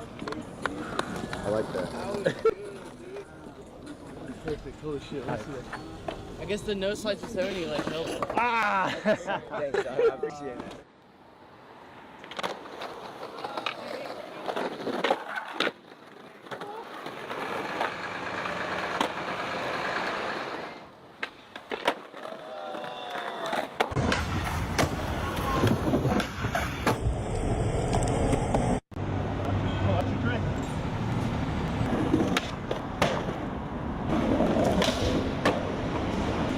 Solid. I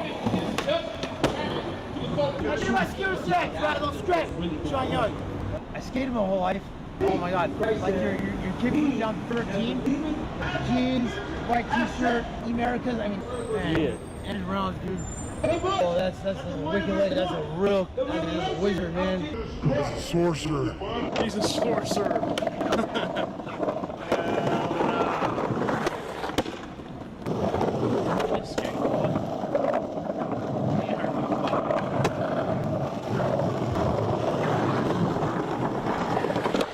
So good, damn, fakey Trey.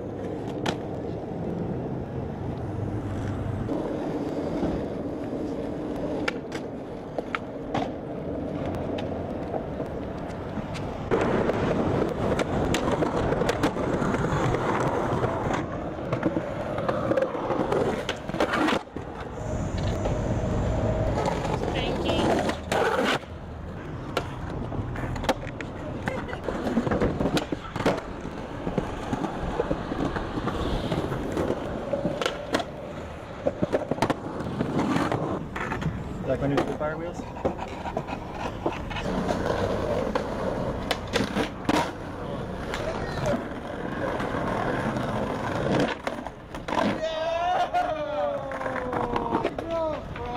Sick.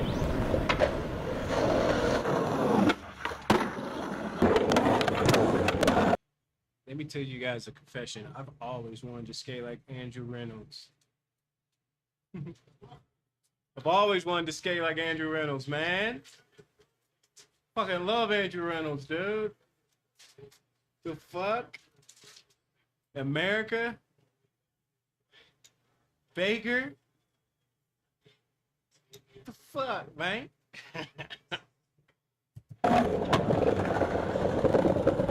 Definitely.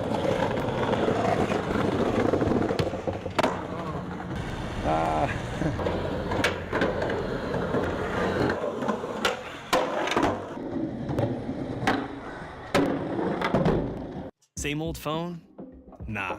Upgrade to the new Galaxy Z Fold 7. Yo, but I can't do 360s. Can't do threes, man. Can't do threes on a skateboard, dog.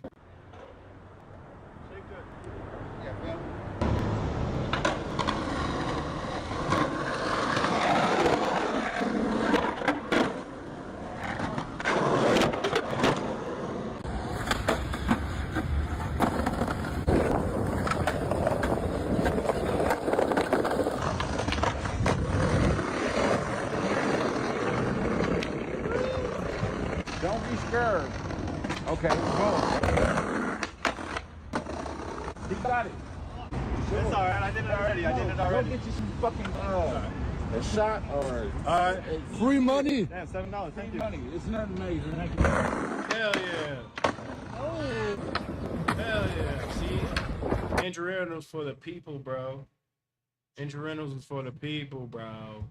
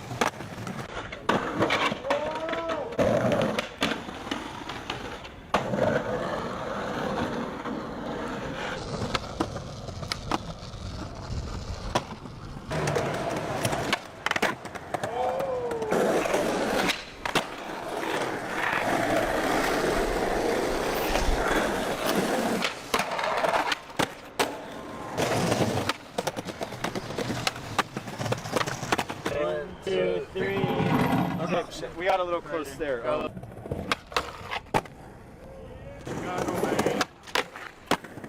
Chicago, man.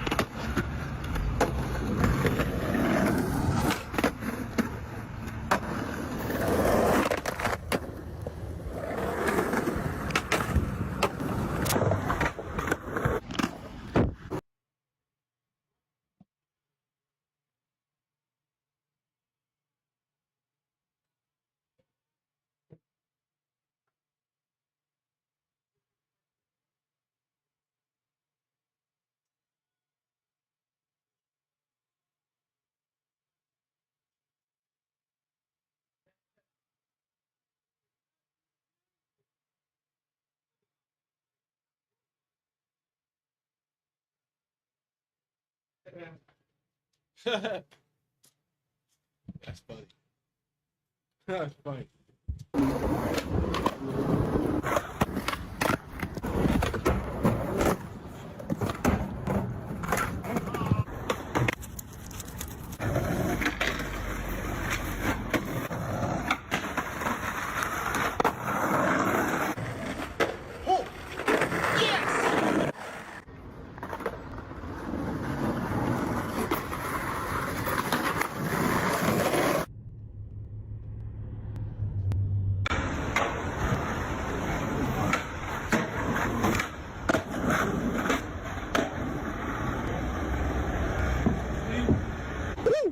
Yeah.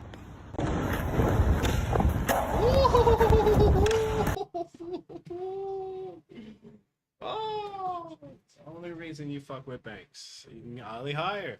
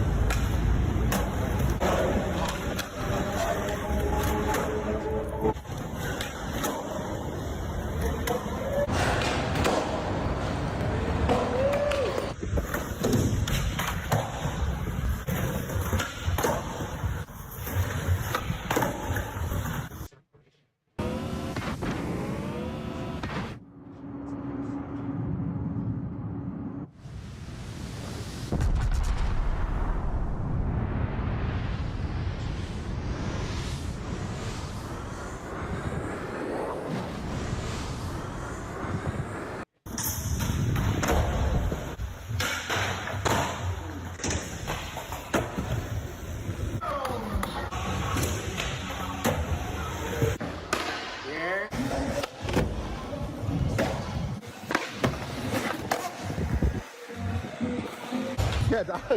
Hey, that was a shit.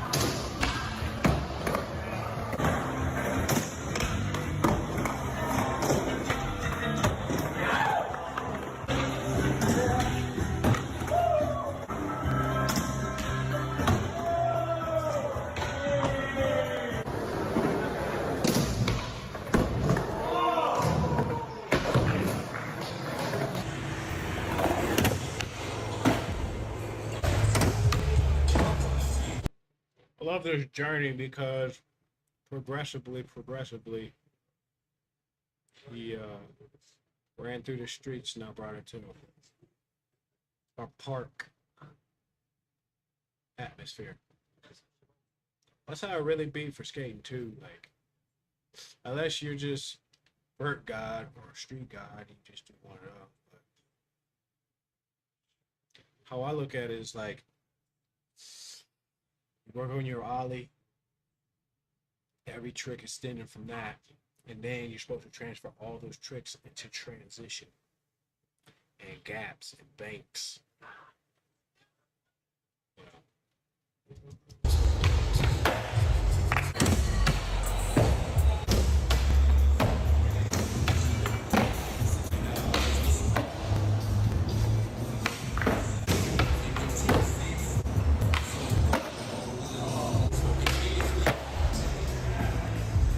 Hey guys, what's up?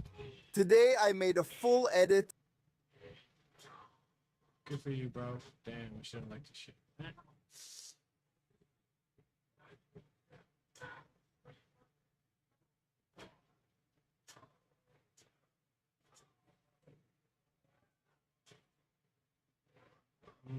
Should we watch it or what? In today's video, we're gonna be teaching Alex how to ride steeper.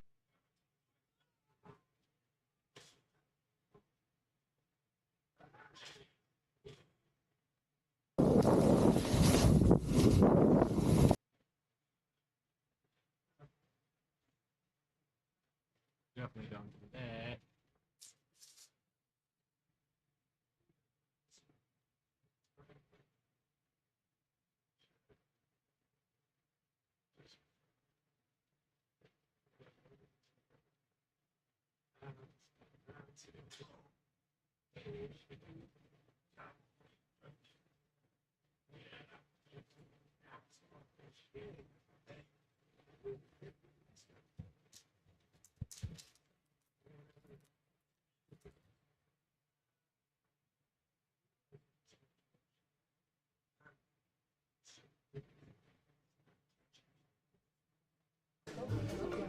Question for Steve, huge fan by the way. How did you get the internet back up and running so quickly?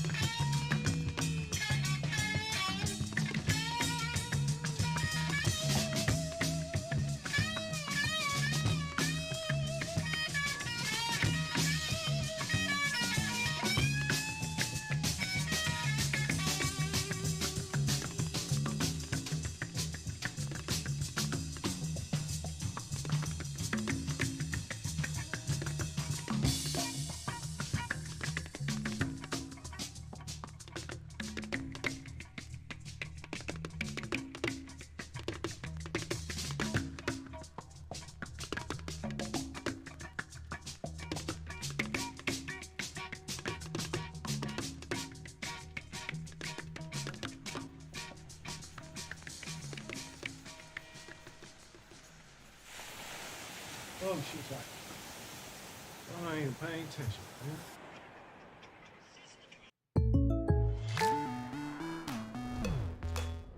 The State Farm Personal Price Plan helps you create an affordable price just for you.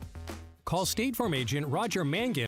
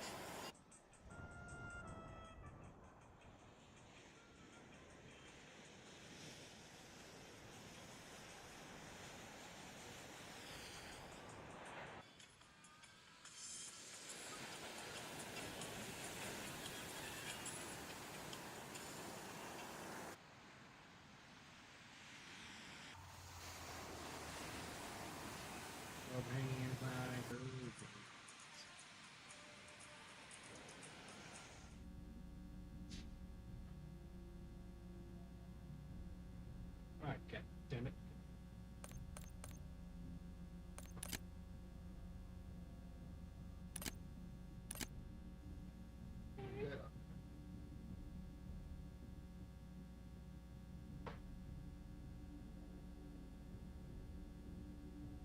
Smoked out, smoked out.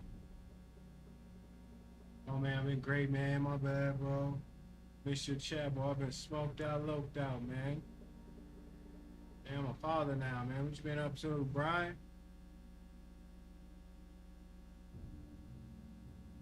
Mr. Road Construction. Remember? Keep them streets smooth.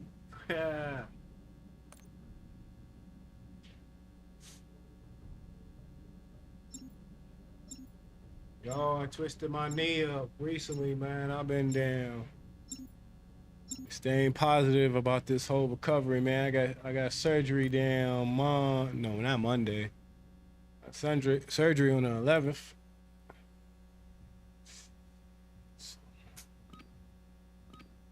Shit.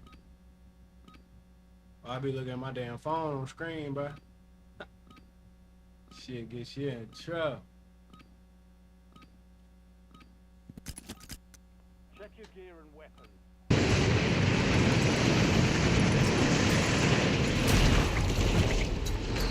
I remember. Road construction.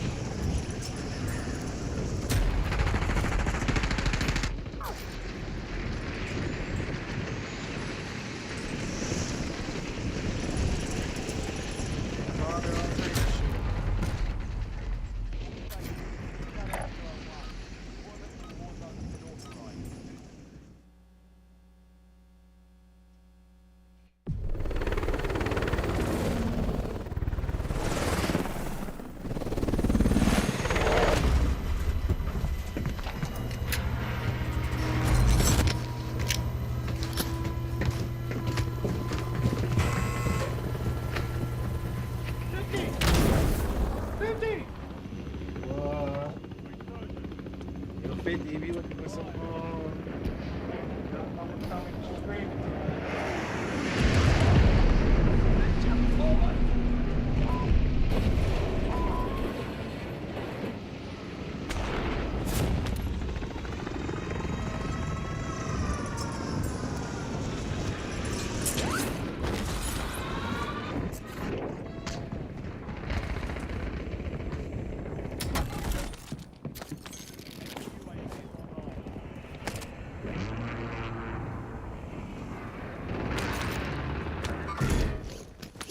appreciate you, my boy. Appreciate you.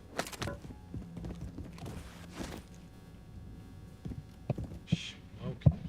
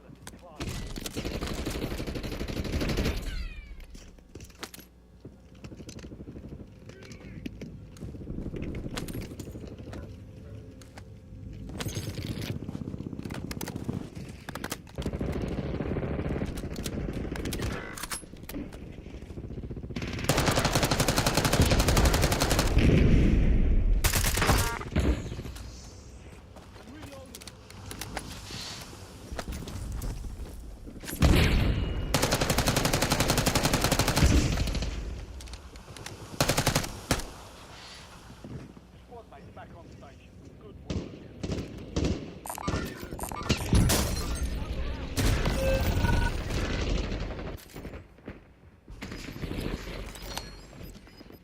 Guys up there.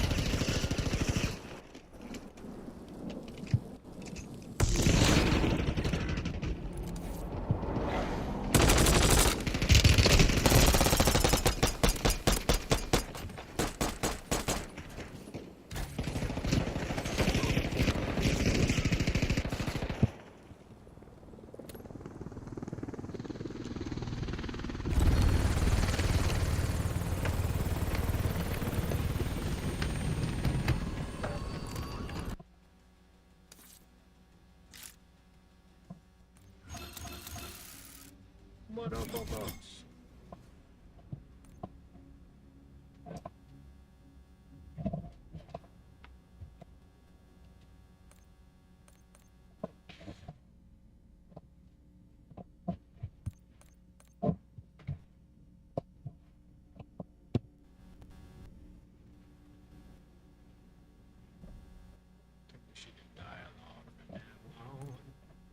Fuck this cable thing.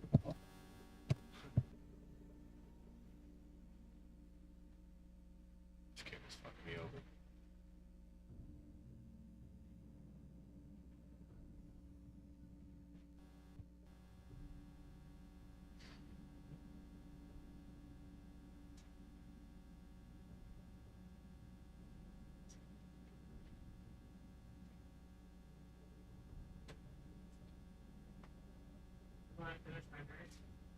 Drink your...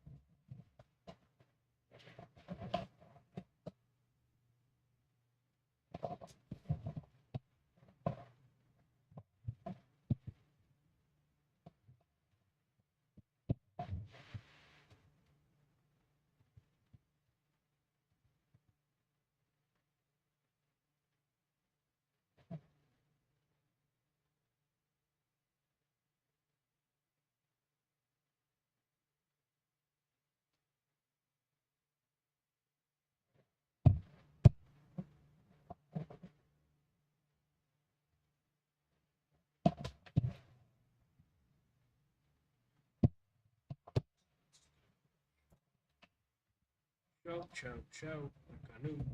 Oh. Alright, I got great sound. Shit.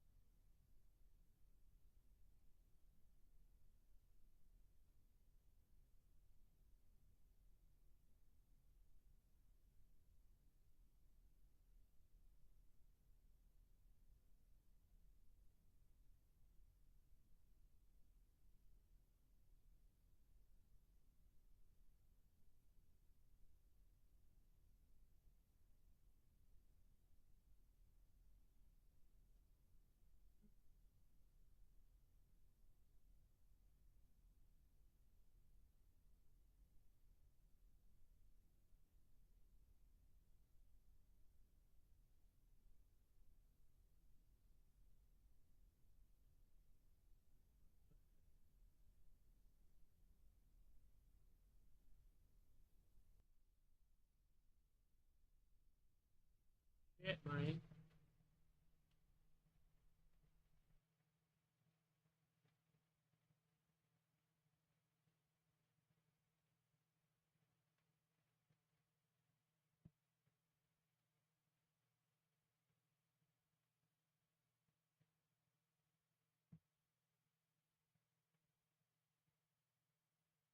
Best screamer ever.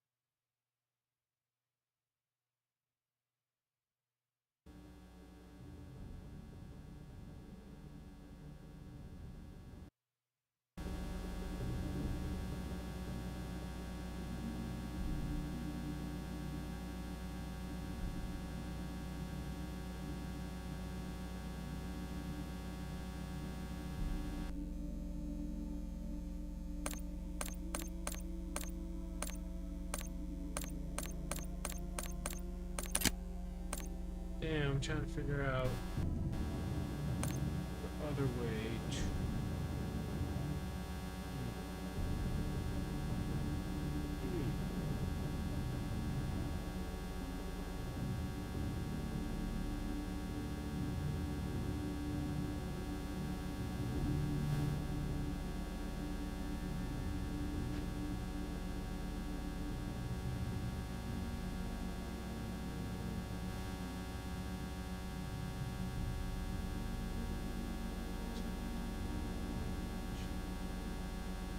I ain't doing the challenge, bro. Shit.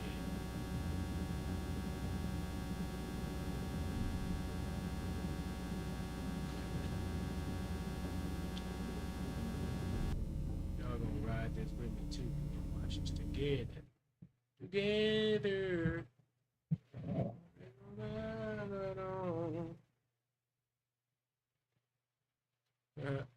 All right.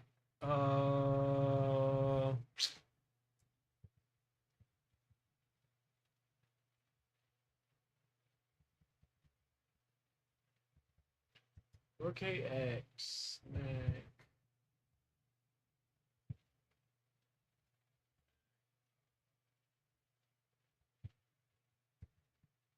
Ha ha ha ha. Us?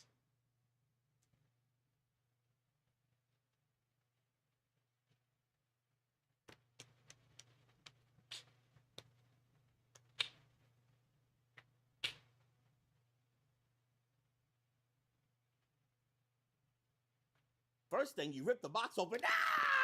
So although I'm not a gaming creator, there are times that I do want to capture gameplay, and I don't have a PC anymore. I'm a console player. So how do I get this from the TV to the video and put it below? Well, this is not a sponsor. I've used Elgato for years, but this is one of their latest capture cards. This is the Elgato 4KX. What I like about this is that it has pure HDMI 2.1 pass-through, so there'll be no degradation of any kind of quality. And the same with your PS5 or your Xbox Series X or S. It'll pass through perfectly, no degradation. First thing, you rip the box open.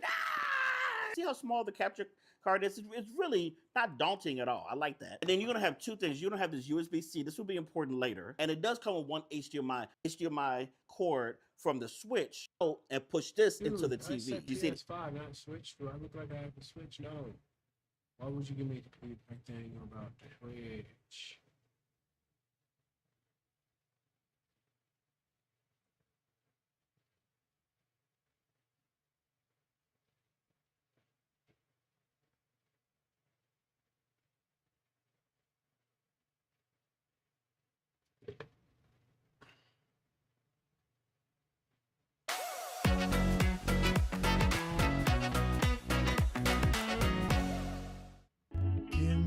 Are your love? Pull up, order me. Watch how simple this is. I'm gonna drag and drop. Fuck out of here.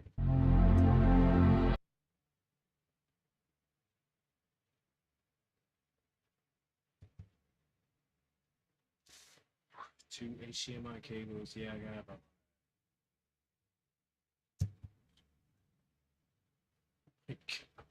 In this video, we're gonna see how to use a Mac computer. You playing with me?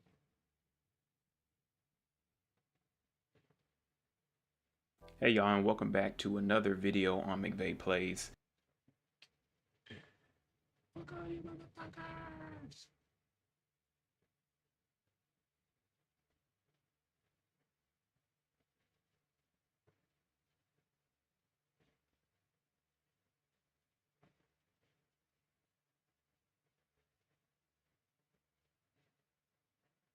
So today I'm going to show you how to set up the 4KX capture card on PS5 using Streamlabs desktop on macOS.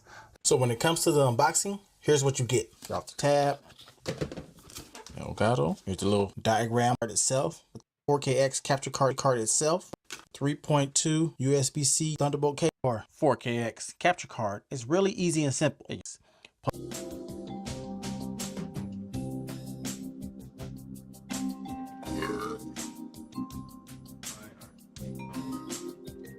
PlayStation 5, just before you all do this, make sure you go to the PlayStation 5 settings and disable HDCP. You want to go over to your settings, go down to system, go down to HDMI and make sure HDCP is disabled.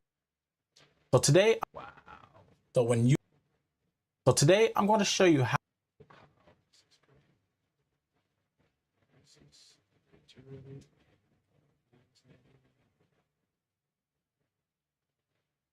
So Mac users have been stuck using third-party capture solutions for years, until now. Elgato just released their very own capture software called Elgato Studio. Here's how to set it up and use every feature. What's going on, you wonderful people? I'm Brandon. This is a device one PC software. You want to go to the link down in the description box down below. Elgato Studio, that's right here. For my Mac users, also make it compatible, which is the HD. If you want to know more about the 4KS capture card, let me know in the comment section down below. If you buy any of the capture cards from Elgato's website, which is the HD60X, the 4KX, the 4KS, the 4K Pro, even the Game Catcher Neo, you will get a 1 month 60X. You and you won't have to pay it up. So the setup process is real easy. I'll show it over the screen. Right now is with the Elgato Game Catcher Neo capture card. I am using the PS4. Just wanted to let you know that it is working. With the Game Catcher Neo, you can just plug it into the HDMI in port, plug in the USB-C into your Mac or your Windows PC computer in port. With the Game Catcher Neo, you can just plug it into the HDMI in port, plug in the USB-C into your Mac or your Windows PC computer. There's the little latency. You can tell if there is any latency. PS5, see right now we're running a 4KX capture card to the PS5. Show you where everything is. The microphone. So audio's coming through. As you see on the capture card, it is bouncing in the audio meteors. And it'll probably bounce even louder if I unplug my SteelSeries headset. Let's go over everything real quick to show you where everything is with Elgato Studio. So you got your traffic lights, if you want to make it bigger, right here. Elgato 4KX at the top. You do got your device info, so if there was an update, it'll show up right here. So you're going through your settings, you got general for personalization to change the color from dark, light, or however your system is, so what light looks like. Updates, if you want to be able to update the software, you just check for updates right here. Your devices, 4KX, and you know the serial number. Recordings, so your recording formats, change it to how you want, 1080p, 14.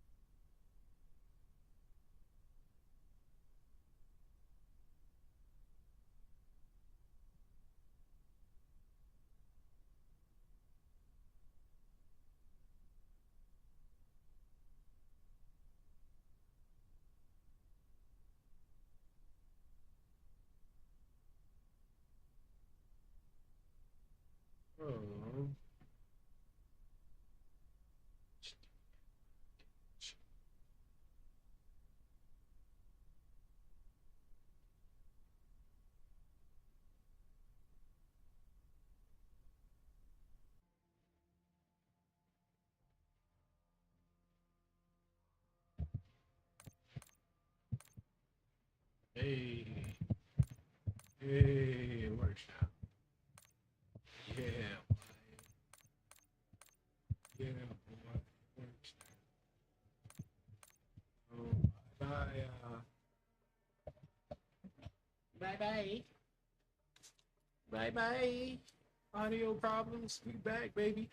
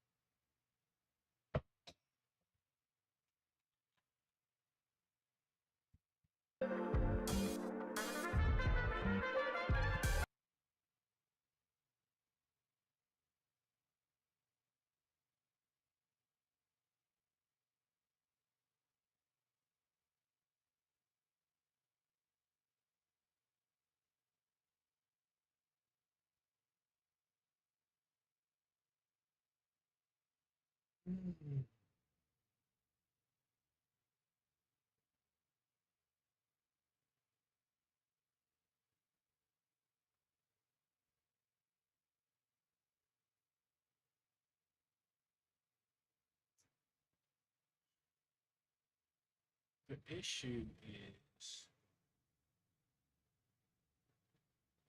all the fucking shortage. I got shortage on this thing. Can't use this thing. It's effective.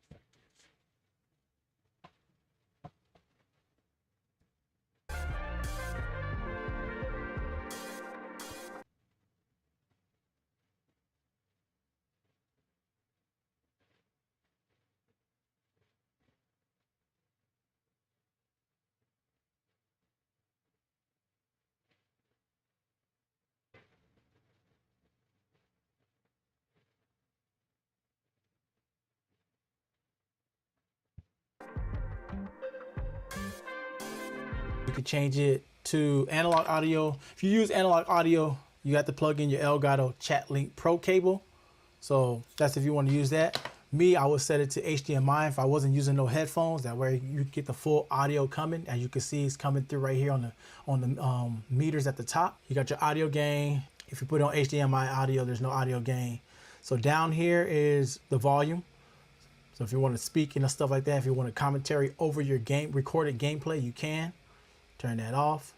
This is for your screenshots. This is just in case you want to, set up a thumbnail and you're, struggling to get that, that fire picture. Well, this is normally what I would do. I would come to a game if I had it downloaded on here, and then I will view game, and then I normally just come over here, and then bam, now you got your screenshot for your thumbnail or whatever you want to do.